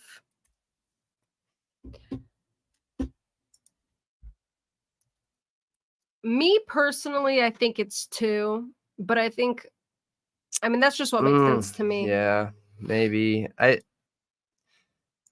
have a really hard, I am not someone who is very good at committing to a crime, a situation, anything like that without understanding what those factors are. Those factors mean everything because I'm a person that believes it could go any direction, any way, anytime from any amount of people. And those details mean everything. Oh, you know what we need to start doing is using the live Q&A thing where people can submit questions specifically. So there's a chat and then there's questions. Yeah. Hey, and for those of you real quick, we have a Discord and we posted the Discord, and I want everyone to understand Discord is free. Oh, there is no promotion. There is no marketing. There is no anything. It is just a Discord where it is a group chat that we post like some of our upcoming videos that are coming out there. Sometimes we have questions and talking and chatting and theorizing around cases, not just the Idaho 4, but cases. I know we stream about Idaho 4 quite a bit, but we cover a whole bunch of cases, you guys, at least 5 a week. So hop on there. If you're a true crime fan, this would be a great place for you to come hang out with us. And hang on 1 second here. One more. Jeff sent us a bunch of pictures of Linda Lane showing where the cameras are. Oh, I'm going to look into those. Thank you so much. Yeah, Jeff, you're the man. I was just looking at them. This is pretty extensive. This is a lot of pictures. Yeah, with JLR. All thanks to JLR. JLR cracks me up, man. He's a funny guy. Why do people think Discord's the destroyer of worlds? Discord is just a chat. Who said destroyer of worlds? Right here, Franklin. It's just a chat. Like, think old school AOL Messenger. Yeah. Like it is. It's free. AOL Messenger, but in a group setting. It's awesome. It's awesome. It's free. I don't know why there's this narrative that it costs money, because it absolutely doesn't cost any money to join ours. Maybe some people require payment to be able to gain access to their Discord, but ours is totally 100% free. Yeah. There is no illusion that they're private. They're not private. It's a group chat. Yeah. Now, there are private DMs. Yep. But it is everybody that's a part of that can see it. Maybe content creators make mistakes in their Discord and say things that they probably shouldn't. But I'm very business minded. You guys ask her. Like, that's not going to happen. Well, I know that there was some drama with a major YouTuber who apparently did things in Discord that were really inappropriate with younger fans. So geez. I know that's an issue, but there's an issue anytime people are getting inappropriate like that. Yeah. You know what I mean? Yes. So, I mean, there's no, I think Discord's wonderful as long as, the creator is a good person. Yeah. Yep. Just saying. For sure. Like, agreed. I don't know. agree. It really, all of it in there is just sharing information about true crime, having some laughs, Yep. posting things, sharing things. It's basically just like another social media, but just like ours. I see it more as an alert feature, you know. It's just a way to get free alerts that things are coming up, things are going, that we're about to release a video, you know what I mean? What? No, I don't have a dog. What? No dogs. Yeah, I think it's all in how For you either. use it. Just like any social media, it's all in how you use it. Period. Always. Yeah, ours isn't drama. No, there's no drama in there. And honestly, we don't allow drama in any of our platforms. Yeah, I thought right. Our email is contact.riot@gmail. Bam, bam, bam. Okay, let's take a look at this poll. Yeah, what do we got? Oh my god. 3 or more. Jeez. Okay, so far we got 34 votes. There's over 200 of you guys watching. So anybody who's not paying attention to chat, who's just listening, there's a poll up asking how many perps you think committed this crime. I'm gonna close the poll in just a minute, so get your vote in quick. Quick. I'm kind of surprised by the results, but I guess I shouldn't have been. Maybe not. I don't know. Look, I think it's one of two options, okay? This entire thing. It's either Bryan, the mainstream storyline, and the only reason I think that's even a possibility is because there's always a possibility the prosecution really does have evidence that's going to end him. You know what I mean? That they know for sure that he's the guy. They aren't willing to come out and just share it. And if there's evidence that comes out that is 100% like, here's a camera of him walking up to the house, then I would have a hard time not believing it was him. But if it's not him, then the only other option is pre-PCA, those texts in the 4chan theory. If you guys haven't watched the 4chan theory video right here,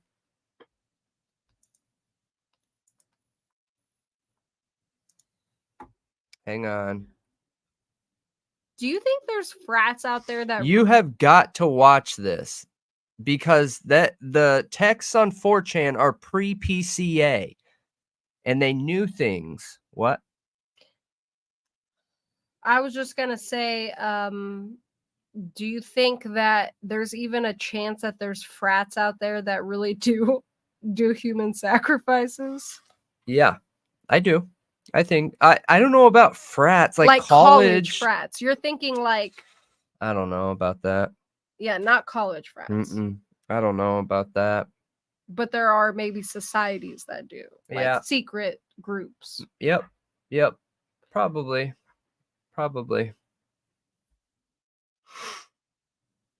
There's some weird info out there that I found before that looked like there was.